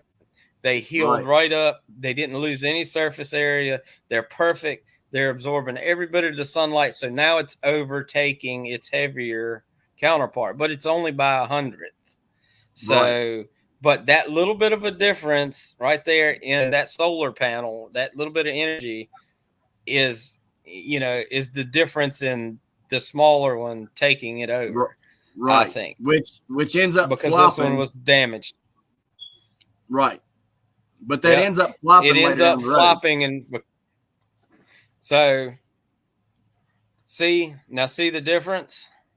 Yep. This one's getting bigger. It's got the bigger, the bigger first true leaf That's and true. Yep. everything. So, But it's also spindlier. It's not short and bulky to the ground. And well, see, that's what I'm saying. I mean, it's getting bigger and it's growing taller. So it's kind of like it's kind of like, keeping itself ratioed in a way, I guess. This one over here on the right is still short and stocky, but I don't think it's growing as much because, like I said, the cotyledons has been like, the cotyledons were damaged a little bit when, during seedling growth. So right. this is what, and this one over here has nice, pretty round cotyledons, and that little bit of light difference is what's pushing it past this, and it Right. does have a pretty stalky, pretty thick stalk on it, stem on But it. we So don't also, let at this just point, because it we can't, right now, we can't see what's going on in the root zone either, though, now. And so the no, stockier one may be still putting more root out. We don't know. Um, which yeah, it's it would possible. be it would be cool the next time we do this to do it in a milk jug to see if it continues with, because we'd be able to see in a milk jug if it's going to continue to do the root development first like it had been versus the vegetation growth. Well, I think once the plants get to a certain point in their stage of from seed to seedling, um, your more nutrient packed seeds, I think it that's when it focuses more on putting down a heavier, more nutrient rich seed. I think that's when the seed focuses more on root development. It puts down the roots to take in the nutrients, and then it starts to throw its Vegetation. cotyledons, and then it's just, yeah, it's starting to, then it starts its process. Okay. So, and then it evens out, and then I think it grows in proportion. From what I Right. can see, it seems like then as the plant starts to grow, the it's keeping up with itself now. It's sustaining itself through photosynthesis and everything, and the root itself is growing just as much as the top side now because it's making Yeah. its own food. It's self-sustaining. It's no longer using that battery of energy that was stored up in that seed. Right. See what I'm saying? Yep. So this is the 3/10, the heater. I don't have that heater on. As I have that for some other little stuff. It's going.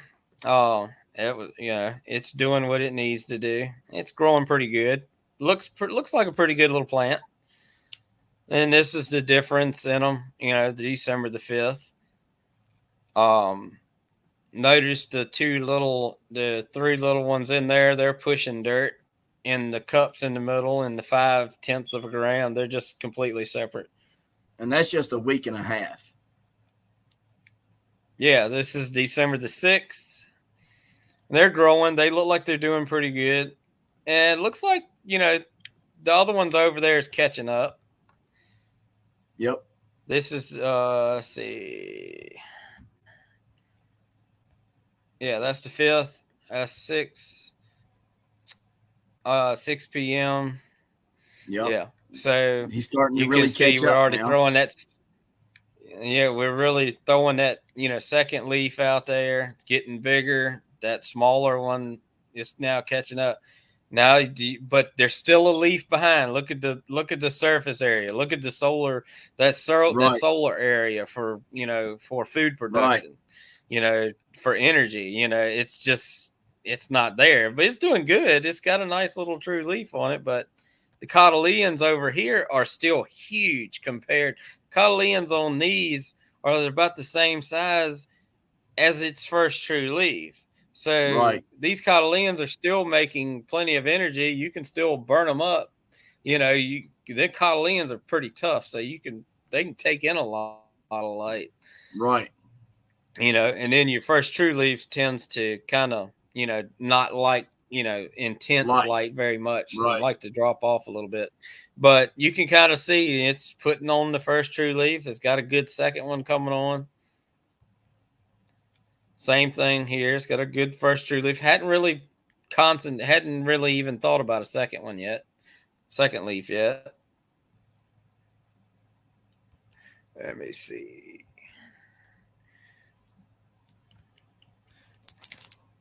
Is this it's the seventh? That won't load. I don't I think that may be a video. That might be a video. I think I skipped a couple days. Yeah. I skipped a couple days because I got busy with work and all stuff like that. But we're going from the sixth. To the Let's 10th. go to, is it the 10th Yep. or the 12th? The 12th. Um, this is the difference. This is, um, from 6 days later. I think there may be some loading issues. There might be a picture or two in there. Um, but you can see, how much growth has happened since 6 days ago from Right. what you just seen. All right. Remember the 5/10 of a gram we put into little cups? Right. Well, look at all of them. Look at They're, all three of them. They're all in the 5/10 bracket, and they're all the same size. yep. Very They're uniform. all nice and even. They're very uniform because they've been graded. They've been put into a Right. certain category.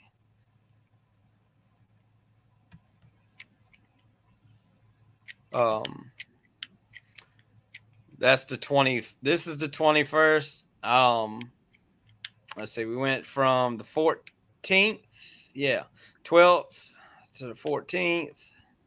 Let's jump up to the 21st. Yeah, like I said, probably got busy again somewhere in there. But look how much they've jumped. That one on That's the crazy. left is now overtaking and trying to overshadow the one on its heavier counterpart on the right. But they have plenty of growth there. Look at the one over there, that 3/10 setting over there. It's not. I don't know. I wouldn't really call it struggling, but it's Right. just don't. It doesn't have the vegetation that the heavies do. And look at the ones in the 5/10. They're over there in there. They're all growing at the same rate. Those 5/10 in those little cups, they're just growing at the same rate. So that's telling me that they all have equal amounts of energy to do what they needed to do to get out of the ground, get up, and get going and do the same amount of you know processes to make the food that they and stay uniform. Right. Um, you won't have all these different. Once you separate them and grade them out, you can kind of tell the difference. Let's see. This is the 31st. That's So crazy. this gets yeah. So this one on the left is the lighter of the heavy. The one in the middle is the heaviest of the heavy. The one over there on the far right is the lightest, the heaviest of the lightest ones, the poorer seed of you know out of this pumpkin. They do pretty good. Not They're too doing bad. great. Looked like it. Yeah, look like they caught up pretty good, and this is what, a little over, let's see, this little over a month. But anyway, um, we break these out on the 31st of their pots. Right. This is Let's interesting see. too. All right. Now see this, these are kind of like, you can see this is the one all the way on the right, the heaviest one of the lightest. You can see there's a lot of roots in there, but it's not really root bound. It's not, I mean, it does pretty good. This is the 3/10 bracket plant. So, which is the lighter, crappier grade seed in my pumpkin. So I don't have a whole lot of root, there. It doesn't look, it looks pretty good, I guess you could say. But, I mean, it don't look if you didn't have horrible bad. nothing to compare it to, yeah. Right. If you But don't have for a nothing to compare it to, it's not horrible. right, but for a month, You I mean, don't, I've you had just think, you just look at the, yeah, you just look at the vegetation and it's like, well, that's a pretty good plant. And then when you look at the, well, it's not root bound, so I'm in good shape. Um, I mean, like I said, if you don't compare it, or you don't have a comparison, and that's what the roots look like, on that same plant that you were just looking at on the last picture, and it's not too bad. You can see the roots all through there. This is the one on the left. You can kind of see the roots and stuff on the far left, going back to the heavier ones. You can see the roots in it. Now you can see the roots getting root bound. There's more roots in this one. This is the right, lightest of the heavy, which is now right, the bigger of the two heavier plants. right, Because, like I said, I think that leaf area early on cut, that lack of leaf area cut back, the amount of light it could suck in, and it ended up overtaking, this plant ended up overtaking that one. So you right, got, as you can tell, you can see a whole lot more roots in it than the 3/10 of a gram seed. It's a whole lot more root in it. Now you can see that this is let me see. All right, there we go. That one on the right is a 3/10 uh roots. I shook them all out, shook all the dirt out of them gently as possible, so I didn't break off any roots and stuff, because I wanted to save as much root mass as possible. And the right, one on the left is the heaviest one. And you can see, kind of see it's a little bit long. The majority of the roots are more uniform, a little bit longer, it seems like, than the one on the right. You got a whole lot more vegetation, a whole lot more stalk, etc. right, Stem. Um, like I said, they're both, nice looking plants.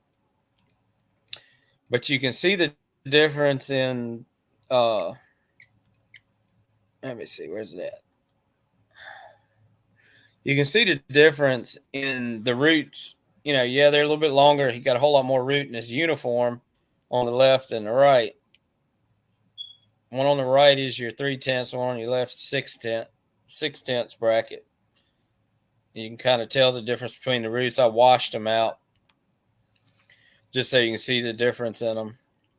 right.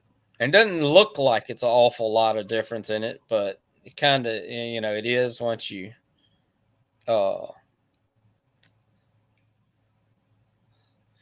you kind of see a little bit of a difference in the roots. They're a whole lot heavier root fibers. These are more stringy hair like. They're kind of thinner, seems like.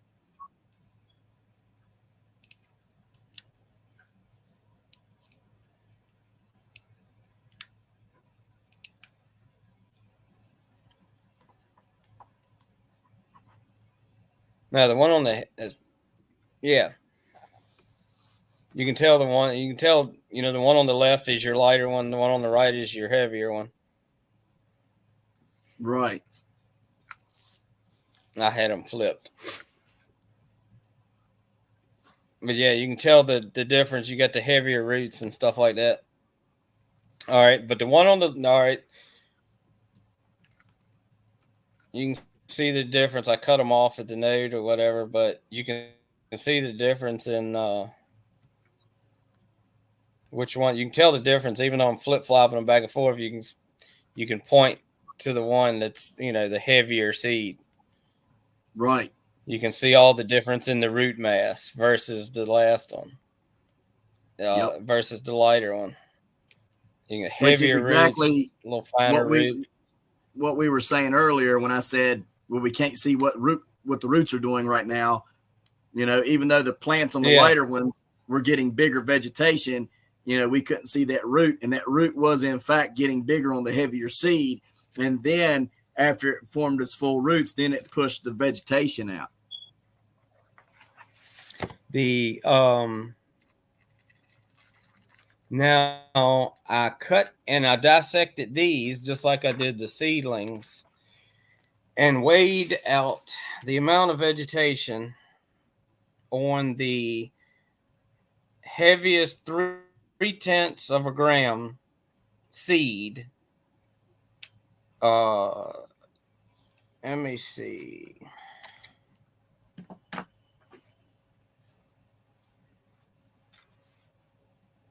The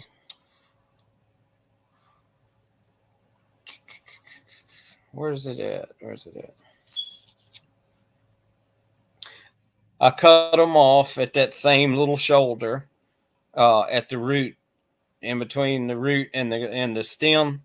They both got cut Right. off, washed down. They both got dried, to where they wasn't, you know, wet and it could be water weight. So I didn't want a bunch of water weight in them, so I let them dry out a little bit. Um, let them dry out just a hair. Um, Paper towel dried them and whatnot. Get as Right. much moisture off of them as possible after I washed them. But when I cut the roots off of the plant, the 3/10, which was the 3900ths of a gram uh, plant, the total grams of the plant was 85.44 grams. The root um, was 11 grams off of that plant by itself, just the root. Right. Now, the 6500ths of a gram, the bigger plant of the heavier seed, was 110 grams, 110.79 grams total weight. Now, the root system on that 6500ths of a gram weighed 14.56 grams. So it had a heavier root system on it than Right. its lighter counterpart. And it kind of you can kind of shows that it it can stay ahead Right. and produce more vegetation to keep going. Right. And it's gonna throw its runner at this point in time. um you're looking at probably another week before it actually runs. Lays down and takes So off. yeah, before it lays down and takes off, you're probably looking at right at around another week. So you figure you might be a week to 2 weeks on the lighter one before it throws that other runner. So just in growth in 30 days, it's lost a whole nother. That lighter seed lost it looks to have lost a whole week's worth of growth against the heavier seed. See what I'm saying? Right. So it would take, if this one's, that heavier seed is up and growing, it's done through its runner, it'll probably take another week, Right. probably about another week or so for that lighter seed to throw a runner. And by then, you'll already have secondaries coming on, and you're outpacing because you're putting more root into the ground. Every Right. time it lays something down, it's putting more and more root into the ground. Right. And the more and more root in the ground means more and more uptake. More and more uptake means faster and faster and faster growth. It just takes off and goes nuts. So it Right. means more vigor.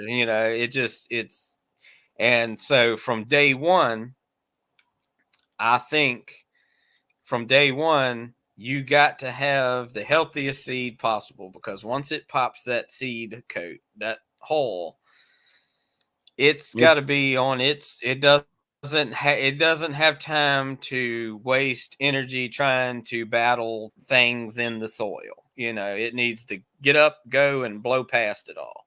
You know, right. unless it's It's something really detrimental. it's either going to get up and go, or it's going to fight off its back leg the entire season. Yeah, and if 20 if you're 7 days behind at 20 pounds a day, if like you were up around 60, 70 pounds of peak growth a day, and then you drop down and you level off around 20 pounds, I mean, was that 140 pounds? seven Right. days? Well, yeah, If that. so, I mean, And what about this too? Because everybody's all about timing on these things. You know, if you yeah. got a way off date you're trying to hit with a specific pumpkin, that week Mm-hmm. matters. You know, Oh, or yeah. if you're, or what about peak growth season? A lot of guys want to be hitting those numbers mid-July, right? Um, well, if Mm-hmm. you're off a week, you're late July or early August, and you don't want to be in that type of heat necessarily, especially down here in the South. We get hotter at the end of July, beginning of August. We kind of want that peak growth to be as early as possible when we're getting those biggest gains, not having to Oh, fight yeah. the heat, because the heat's You going to plant stress them that out.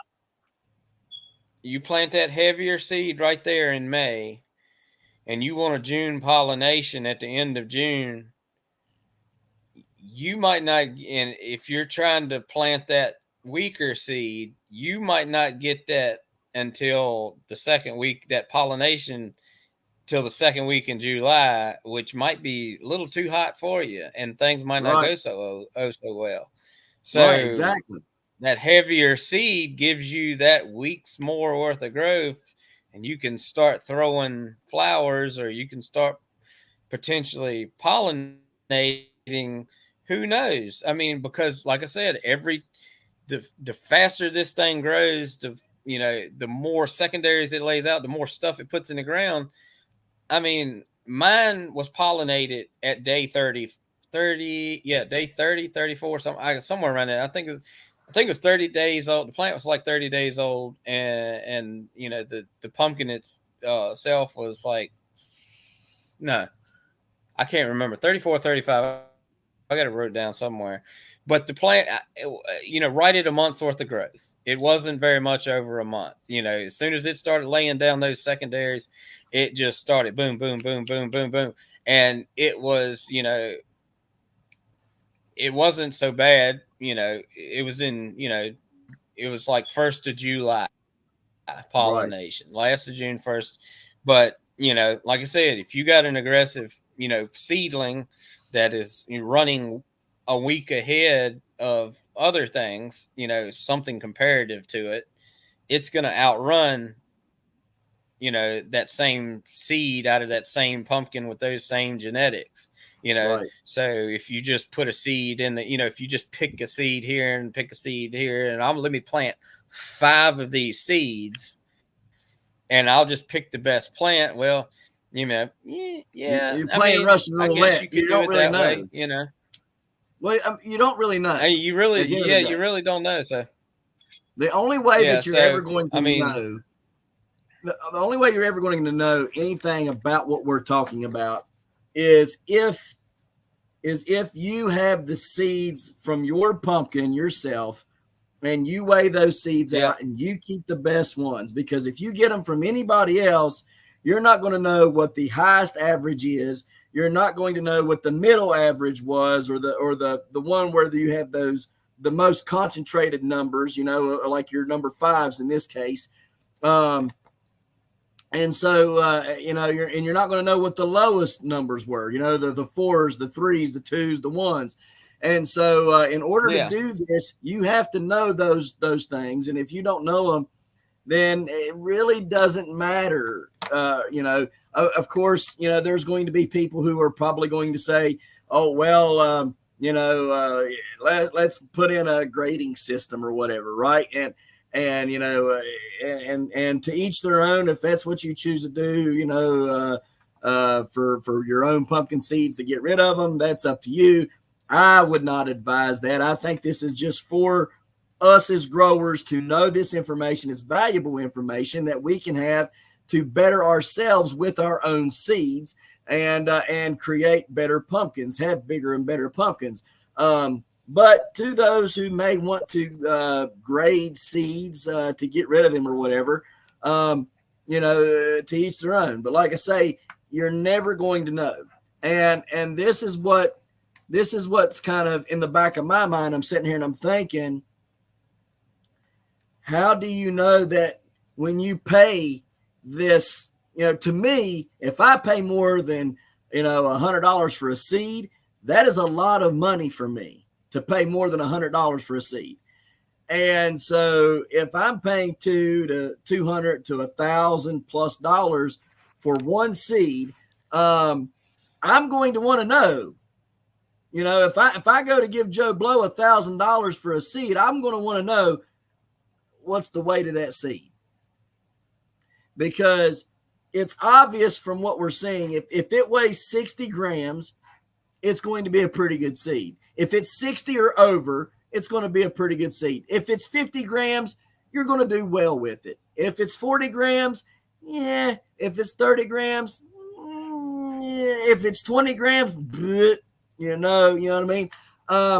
And so, I think it's kind of important for us to also understand that when it comes to high dollar, high end seeds, when you're talking thousands of dollars on the line for a seed, you're going to want to know, that you're getting a seed that is a quality seed, not the middle of the road. You know what I mean? Not a 30 or a 40, but you want a 50, 60 or more. And that's just my opinion. I'm not trying to force my opinion on anybody. That's just my opinion. If I was to spend $1,000 or more on a seed, I would probably ask, what's the weight of the seed? Because I'm trying to protect my investment, because that is an investment at that point. It's done went beyond hobby and has reached investment. So that's my take on it. What do you think about that? Well, like I said, it's, each pumpkin is going to have its own range of, Right. seed weights within it, just like mine did. So, obviously you're going to have, seeds that, weigh some more overachievers like mine did. And you're going to have some nice, good middle of the road stuff. And then you're going to have some poorer stuff. But I mean, if I'm raising my own seeds, I can grade my own seeds and stuff like that. And yeah, you know, if I get to the point where I'm like, well, if I got to pay $500, $600, $700 a seed, I'm like, okay, if there's a way to, if I can grade my own seeds, am I getting the worst of what's coming out of that pumpkin, or I'm getting the best out of that pumpkin, Right. And if you sit and think about it, you're like, if I'm paying this much for one seed, you know, is it the best I can, because that's what I'm expecting from it. at least Right. I know, if that seed can have a grade, some type of grade put on it, just like farmers, they don't want to pay $500 for a bag of seed No. and, and not have, what they're expecting, Right. they're expecting to have nice, even emergence, some resistance to, some things, whatever's been bred into that seed or whatever. They're expecting a nice, even emergence, nice crop, stuff like that out of it because they're paying $500 for a bag of seeds, and that's the reason why Right. they grade it. Right. So for seed quality, so small seed versus some of these bigger seeds, it's a little bit different, I like I said, I have run into sunflowers. I have actually gotten sunflower seeds from auctions, and I just actually this past year I busted open a couple sunflower kernels. Looked like nice giant kernels of sunflowers. Busted them open. It's nothing but a seed membrane in it. There is no Yep. germ in it. Right. Now this also goes back to storage of seeds. You wouldn't want to store your 30s or 40s. You might want to grow them out. You might want to just give them away to somebody and be like, here, just grow these out. Right. It's still a viable seed. It's still Right. something for somebody Give to it to play the with. They can give go it to grow a two. They right. can You can grow give it two to or the three hundred people. pound pumpkins with it. You can give I those to mean, the sell people them for who $10, $20. right. Or give them to 4-H or FFAs or people who are just starting out. You know what I mean? Just give them away. I mean, so now and then you got your nice your nice producing seeds that's going to be nice and even, and it seems like they're going to produce real good for you. And then you got your overachiever seeds, your grade A's, and that's the ones you want to grow. So that's where you want to put your money on. That's where I think you're going to have your most vigor and most energy.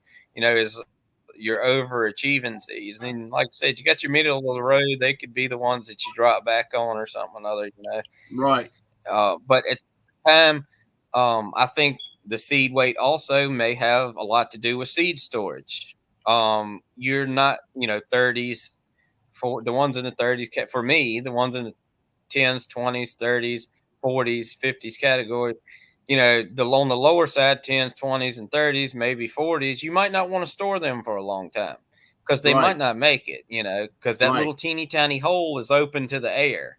And it all boils down to um, once that little seed membrane in there dries up and everything, it's impermeable to air, but it's also permeable to moisture. So the Right. humidity in the air will break through that and break down that seed membrane.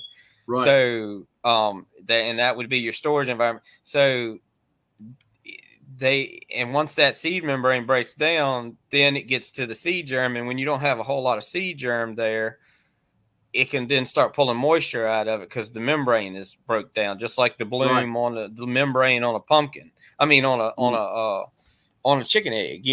Right. They And then it moisture hits it, it desiccates. gets washed off. It's done. It's Yep. done. It's been broken, so it gets germs in it and everything else. So I think, like I said, so once it gets permeated, it's open to the air. It can dry right on out. Right. So your lighter, weaker seeds or whatever, don't plan on doing long term storage with those. Your bigger, healthier seeds, stuff like that, vacuum seal them, put them in a jar. They're the ones that actually have the big, massive germ in them that can actually be stored the longest amount of time, 6, 7, 8, 10 years. You know, Right. and still be able to germinate from them because you have the mass of that germ still in there. Right. Um, so I think that kind of can contribute to the storage too. But as far as stuff like as And far as like you a were saying too, the seed itself, the seed coating itself plays a big part of this on how much it's able to fight off, the environment, the desiccation of the yeah, germ inside, that yeah, plays another big part of it. Well, that little teeny tiny hole on the end of it, that's open to the environment for a reason. I mean, air won't permeate that seed membrane inside of that seed coat, but the Right, water, once it hits it, it brings oxygen with it, and that's what causes the reaction for for it to germinate, and that's right, what opens that membrane up. So if you get heavy moist air, like storing it in a basement or something, and that air gets in there with it, and that moisture gets in there with it, that's what can degrade and mess up, right, seeds and stuff like that, and really tear down your weaker seeds a whole lot faster than your heavier right, seeds. I guess you could say they could. It causes them to degrade. Instead of being viable for 6 years, they're only viable for 3 years. You right, know, your weaker seeds, and then but your better seeds and stuff like that have bigger mass, and they're not dry being tossed around and dried out, stuff like that. They could keep a little bit longer. I right. think, um, because I don't think they are. Um, We what we need is I guess you could say. what we need is a cryogenic uh, facility. You know, Oh, free, like freeze them. I yeah, think. I think a like we whole do lot. dog sperm. Yeah, I think you. I don't know how it would. I don't know the deal on freezing seeds and stuff like that. I've heard some people playing with it, but I do know like vacuum sealing. Something as simple as vacuum sealing can extend their life. Up to an extra 5 or 6 years. So Well, I because you're wonder if you put pulling it the in. environment out of the bag. I wonder if you put put them in mylar bags. Those mylar bags are 25 years. I wonder if that would work. You know, they put food in They those would. mylar bags for 25 plus years. I mean, they'd probably work. I mean, as long as you vacuum, I think as long as you vacuum, say even the food saver stuff. I mean, or the little vacuum thing top that you put on like mason jars. If you want to store them in mason jars, put top on it or whatever. Just put the tube on it, suck all the air out of it, and cinch it down with a top, and it's resealable all the time. You ain't got to worry about heating the edges of the bag and all that stuff to seal it up, and worry about the bag deal, because I think they make that adapter for them if you Right, want to just keep them in jars or something else. So I mean, as long as you're pulling the environment out of that container, it keeps it at um a consistent moisture level, essentially.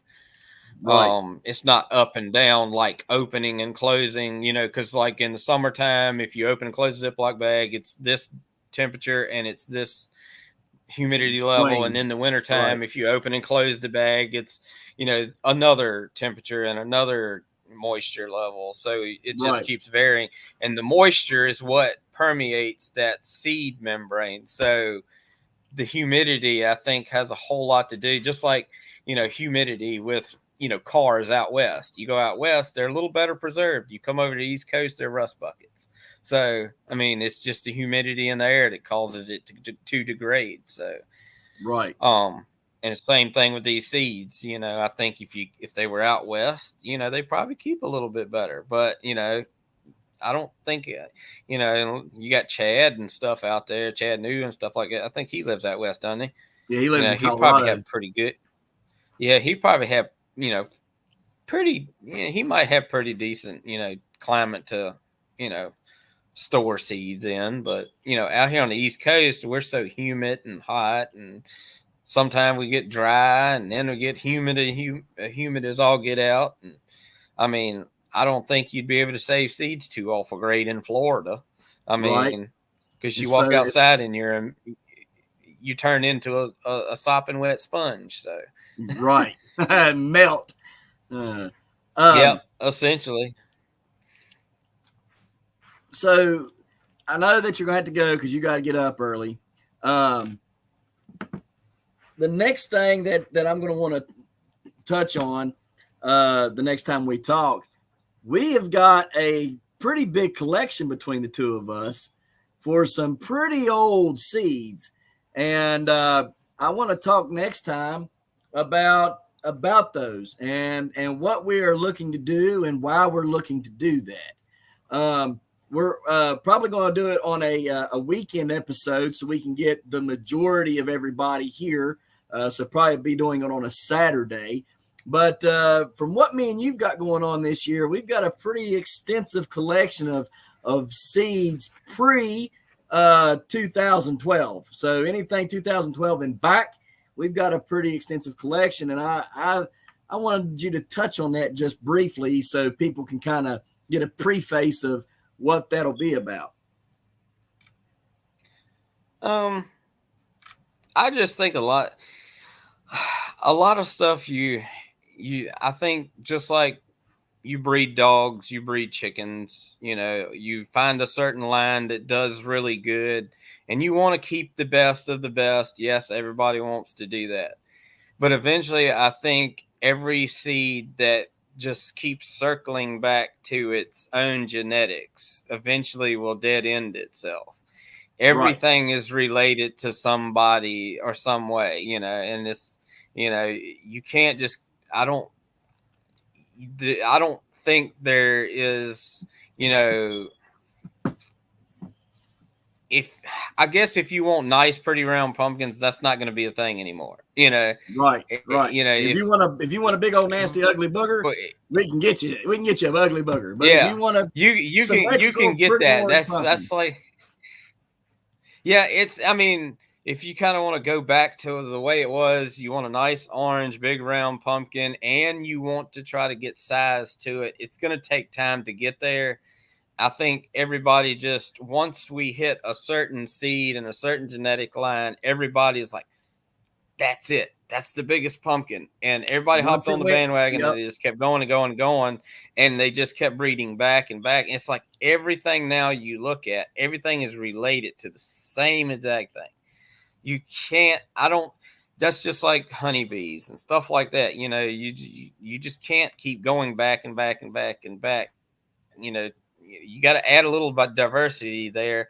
And it's almost like a hybridization. You take a honeybee queen and you add some others, some other, strand of bee in there with it. right. And it goes gangbusters. It's a hybrid. It just takes Right. off. It just goes crazy. The hive just explodes in population, whereas what you had before when you were just breeding Right. here and If you there, had back to this, back to Italians, that, and it was just, yeah, right. I If you mean, had it's just Italians or you the just level out. Carmeloians, right, or and you were Yeah, just breeding those, or you were breeding the Buckfast or the Russians, right, and you were just breeding those honeybees or any of yes, the other Western honeybee or any of these, the Caucasian bee, anything that's in the honeybee family, and you just continue to breed them over and over and over again to themselves, you're going to kind of deadhead. Whereas if you are, breeding like an you keep Italian to the you, Carniloian or whatever it's called, you would get, like you said, a gangbuster. or You'd see that difference. you see that hybrid vigor in there somewhere. And there's a guy up in West Virginia that does a lot of breeding. I can't remember his name. What is his name? Was it? No, is it New River Honeybees? I can't remember. Hang on, I man. know I'll Paul would Google it know. for you. Um, New River Honey, I think that's it. not hiker honey. But Yeah, New River Honey. he does a lot of breeding and stuff. Yeah, they're He in does a lot Calvin. of artificial insemination. Yeah, he does a lot of like I know what he was doing a AI lot of like artificial insemination. Yeah, AI, artificial insemination. He was on a doing a lot of that honeybee. stuff because you can pick and choose. Yes, it's. I mean, That's it's not. crazy. You can pick and choose what traits you want. Like, say you wanted a hive to make honey, you could Right, pick the drones or pick the queens or the bees that you wanted to make all the honey. You're controlling what traits you want. Essentially, you can kind of control things. So, and that's kind of how like they breed some of the ones that are supposedly varroa resistant, you know to the mites, that varroa mite, they kind of try to breed for that, and they artificially inseminate the queens for that. So Right. I mean, and then like I said, they pick and choose the ones they want, and they want them to do nothing but lay eggs. I mean, they've got it so bad to where you can breed hygienic bees. You can make them so hygienic that they will just rip the brood completely out of the hive, and you will have no population of honeybees because they are Wow. too hygienic. That's Right. so they will actually just clean up their own hive and destroy their own population That's just for the insane. sake of cleaning up, because that's what they've been bred to do. Right. So you can go to extremes with some things, but like I said, same thing with pumpkins. I think eventually you'll deadhead into something, but if you back off and kind of go backwards, pick up some stuff, just because you hit that bandwagon and said, "Hey, that's what we're going to go with," and then you start on it. Well, you done left all these openings over here. There's a lot of seeds that were never adventured, into or explored. Right.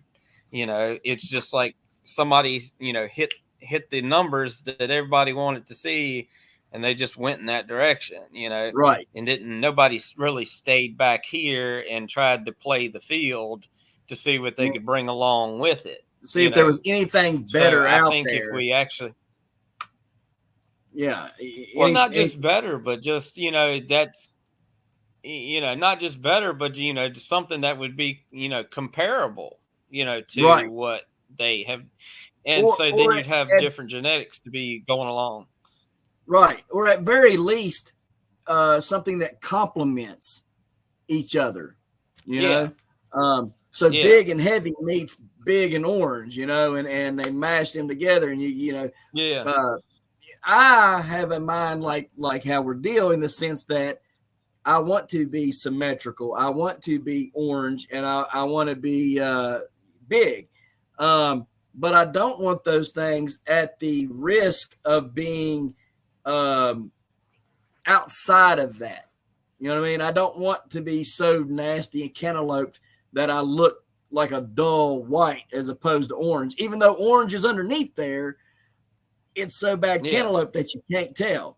And if you ever notice, the rules for how we deal are slick, smooth, orange, pumpkin, because that's what he bred for. And so, yeah, in my mind, to keep with the traits and keep with the tradition of how we deal, the man who made the breed, I want to breed like him and eventually get a, you know, 3,000 pound, big, beautiful, round shaped pumpkin. Um, it might take a little longer, but those are the things. And so many people have gotten off track with that, and they only want to grow heavy. They don't really care about the color. They don't care about the shape or the size. They just want heavy. So it don't matter to them if it's flat as a pancake and as ugly as a daggone baboon's rear end. They just want to grow something that's going to be the next state record, world record, whatever. And yeah, I mean, and I'm not knocking anybody for doing it. That's great. But I think we're doing ourselves an injustice too at the same time, because when somebody sees a pumpkin, they shouldn't ask, what is that? Right? They should go, oh, look how big that pumpkin is. They should know what it is, and I think, whenever people go, well, what is that? And I can only imagine growing a 2,000 pound pumpkin. I probably will never grow one that big. But if I grew one and somebody said, well, what is it? I would be heartbroken to think I spent all summer growing a 2,000 pound pumpkin and somebody had to ask me what it was. You know what I mean?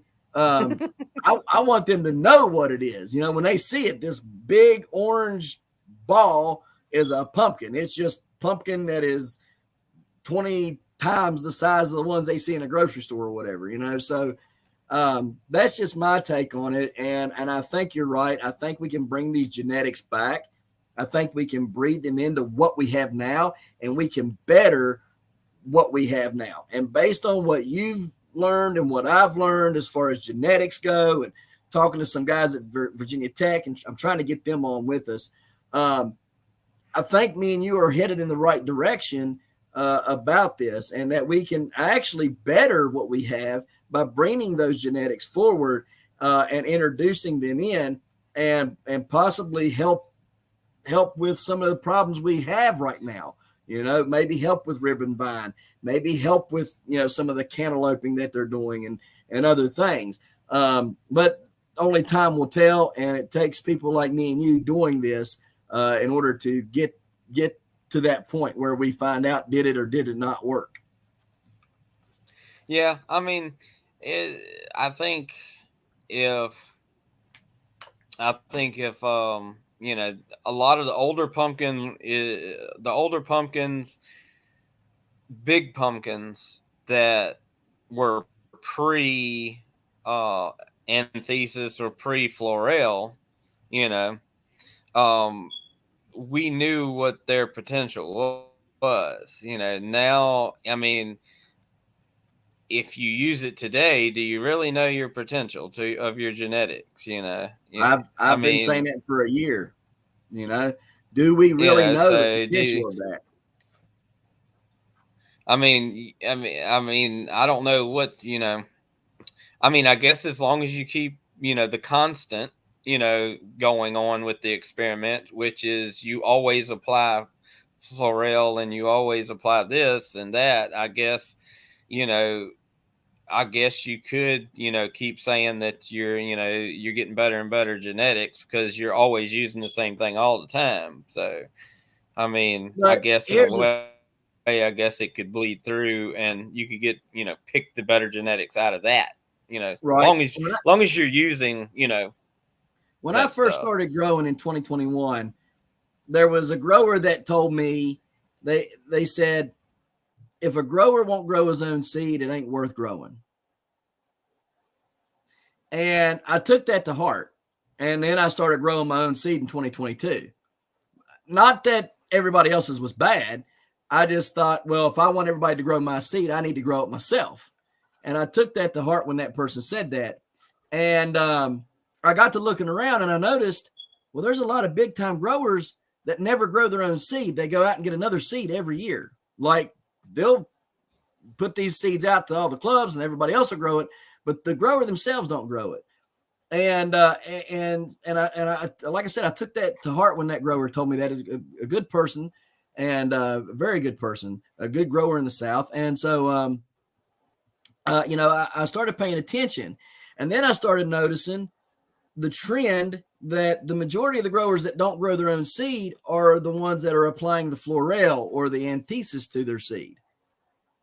And then the ones that do grow their seed, not all of them or the majority of them do not get to that same level. So let's say I grew a 2,000-pound seed, used Florel, and then 15 people grow it. They don't know to use Florel, and it only gets up to 1,300 pounds. On average, let's just say it's an average of 1,300 pounds. Well, is that the genetic potential then? You know what I mean? Yeah. There's a lot of things like that that's out there that's kind of like makes your mind wonder and scratch and kind of like and again, unless we do the test and we see, we're never going to know, right? And then there are a lot of growers though that don't use it, that hit 2,000 plus pounds every year successfully, so you don't have to use it to get there. So then you got to think, well, is it or isn't it helping? So there's that argument too.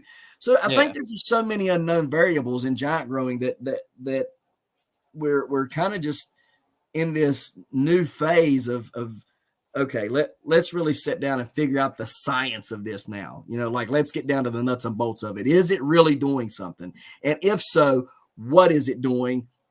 Negative and positive,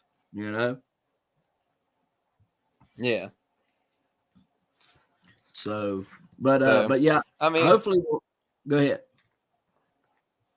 oh no, you good. What did you say?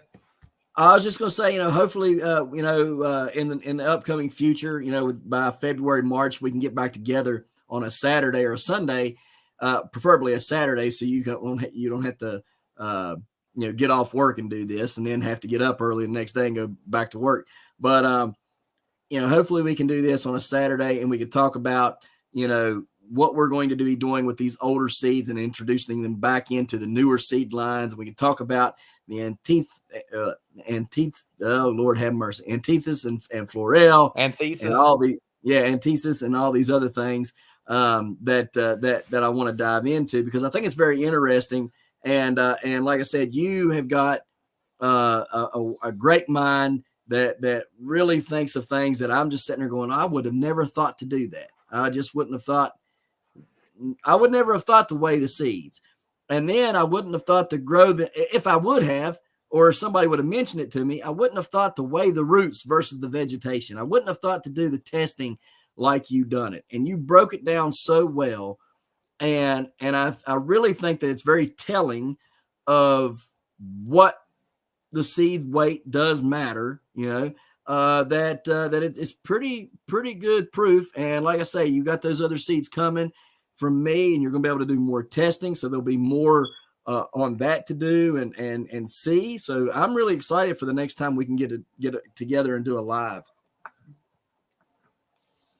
Yeah, I'm gonna do it again. Make sure I can repeat it. See, double check. This is just a good little theory of mine that seems to be, proving itself. The way I'm thinking about it. So, which is kind of a good thing. So it's kind of an advantage. So then that way you can, you know, I mean, if you're gonna package one seed one by one or whatever, you can you got time enough to weigh it out. Right. I don't Right. know. But or I know that if I give somebody some seeds and they paying so much for it, I'm gonna give them what they What they what they paid pay for. for. If I expect top dollar, I'm gonna try to give them the best seed I got. So the Right. way I look at it, and then all at the same time, if I want to grow a seed, I want to make sure I'm growing the best seed I got. Right. Um, and not the puniest thing I got. Even though it's out of the same genetics. I mean, a lot of Right. people throw out there it's seed, It's it's like that genetic TLC. variants and stuff like that. And I kind of don't believe it. I think the genetic variance thing, yes, is there, but it's not as prominent Right.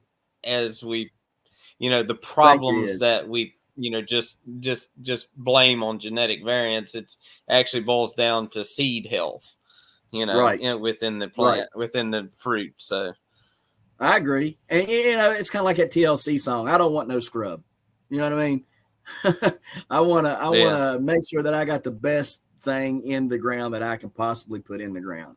And hopefully this will help a lot of new growers that are saving their seeds. Hopefully they'll be going through their seeds and looking at them now and keeping their best seeds for themselves to grow out for themselves.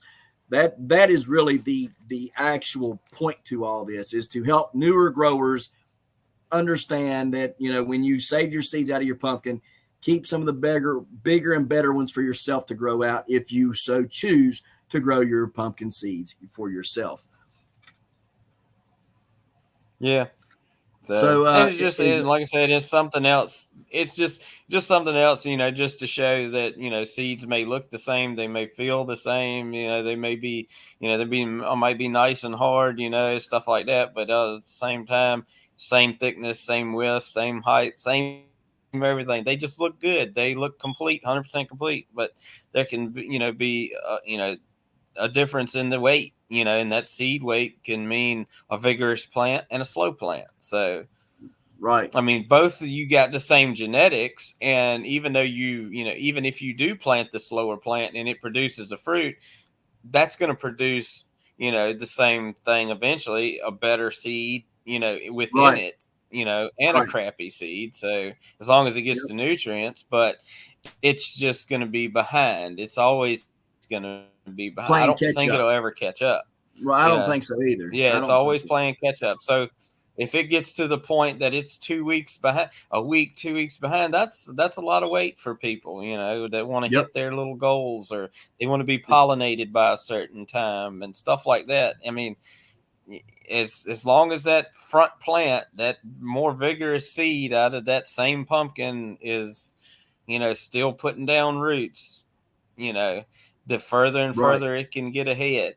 And like I said, as soon as those seeds, whether it's the puny seed or the good seed, as soon as it pops, it is in a battle for its little life. It's got to Right. hurry up and get going. Little diseases and stuff can affect it and make it worse, slow it down even further. That more vigorous seed could probably blow through it, and you'd be 3 weeks ahead. Right. So, and you could be really hindered with the weak seed just because it's not vigorous enough to overtake. It doesn't. Its little immune system just can't handle you know coming Right. out of the seed and getting interrupted by some little bacteria or virus or whatever's in the soil that might be Right. might be Little there. the little gnats, So and stuff. yeah, a little bug or something other gnawing on it. It just doesn't have the Right. root mass to keep on get going. Because it's getting eaten. If you Right. got a more vigorous plant, more vigorous seed, it's got the nutrients packed in there. It can just keep on getting it, and it can overtake that parasitic gnat or whatever that might be chewing on some roots, and then Right. or some little virus or bacteria, whatever it is, because once it comes out of its seed, it's no longer protected. It's Right. it's every seed for itself. So Exactly. And every seed matters. Yeah. So, uh, I'm gonna go through these live stream dates coming up here. We're filling up fast, guys. We're all the way into June, and I'm not going to read into June, but we are all the way up. No, excuse me. We are up into July. My next available date is July 2nd. So if you'd like to be on the live stream, go ahead and email me, babydrill2119@yahoo.com. You can also find that in my about, and we would love to have you on. We're filling it up fast. I want to have the entire 2024 season booked and scheduled all the way through December 31st for 2024, so I can slowly work this year on 2025, and that is the goal, and we're getting there. So let me go ahead and read these dates off to you. So next week, we have Monica and Eric from Bland's Promised Land Ranch. All right. They're going to be coming on with us, and we're going to be talking about our new collaboration that we're going to be doing next month. We're going to be doing a collaboration with a lot of people, lots of different channels, and it's going to be called Heartbreak Bake. I think something to that effect. I come up with it, and it was just a little deal I come up with to have some fun because I like doing these cooking collaborations with all these different homesteading channels. And so if you've not checked those out, we've got one going on right now called Tailgate Time. Go and hashtag search in YouTube, hashtag search Tailgate Time, and you will find a bunch of them. Or go over to Mud and Mascara's homestead, and she's playlist put up. You can see those there. But we're going to be about me and Mud going to be talking about our new one coming up next month in February, the Heartbreak Bake. All right. And if you want to get in on that, you can email me or you can email Tony Kettle Kitchen if you'd like to get on that. I think there's another 24 hours left to get in before we got the list done and out. All right. So if you want to get in, go on ahead and email one of us. All right. Then on January 30th, I'm going to be off that night. I will be over at Kettle Kitchen for game night. I scored the most points over there so far at 1,501 points. So, yeah, I'm rocking. I'm hoping I'm going to go over and win. Don't know who we're going to be playing, but I can't wait to see who it is and to see if I am going to be victorious as the champion. Probably not, but we'll see. And then on February 6th, we're coming back. We've got Boots and Bounty Homestead, February 6th. February 13th, we have Lowe's Family Adventures. February 20th, we've got Gail's Southern Living. February 27th, we have Michelle from Big Valley Living. March 5th, we have Dirty Punk Gardening. Jeremy, and I think it's Trotsky is his last name. I'm going to have him on with us. Really big Instagrammer. Go check him out. Go check out all these guys. They're really great channels, y'all. And then March 12th, we have Blues Self-Reliance. We'll stop right there. Next week we'll jump down 2 more. But anyhow, those are the dates coming up, guys. We got a lot of people going on, a lot of different channels coming on, and cannot wait for this year. It's going to be big. We have got April, May, June slammed full of giant growers. So be sure, if you're a giant grower in here, be sure to be looking out for April, May, and June for the giant growers. And I think it starts in March, like the end of March, I think. Yeah, March we got some giant grower. So be sure to check that out and stay tuned for all the giant growers. I'm trying to mix it up. I know the summertime there's more giant growers and stuff, so I'm trying to have a good mix of giant growers and homesteader gardeners in throughout the summertime. But it is what it is. It's giant growing season, and that's what we do here. And so I try to get them on because that is the people who, let's be honest, they watch the most of this. All right. So anyhow, guys, I appreciate you watching. Is there anything else you want to say, Jason? No, I'll just, I'll be sitting over here thinking of other little experiments I can do and mess with. So yeah, just put something to piddle with and he's the mess with during professor. The winter months. The mad professor and the nutty professor. All right. So we got the mad scientist and the nutty professor right here. So, well, I cannot wait to get back together for a live stream on a Saturday evening so we can talk about this other stuff. It's going to be a lot of fun. Guys, stay tuned for that. We will announce it on all of our social media platforms and, of course, all over Facebook. It will be on all the giant growing pages there. So, guys, from us here at the homestead, we appreciate you watching. And as always, we'll see you next time right here in the Hollers and Hills of West Virginia. See y'all.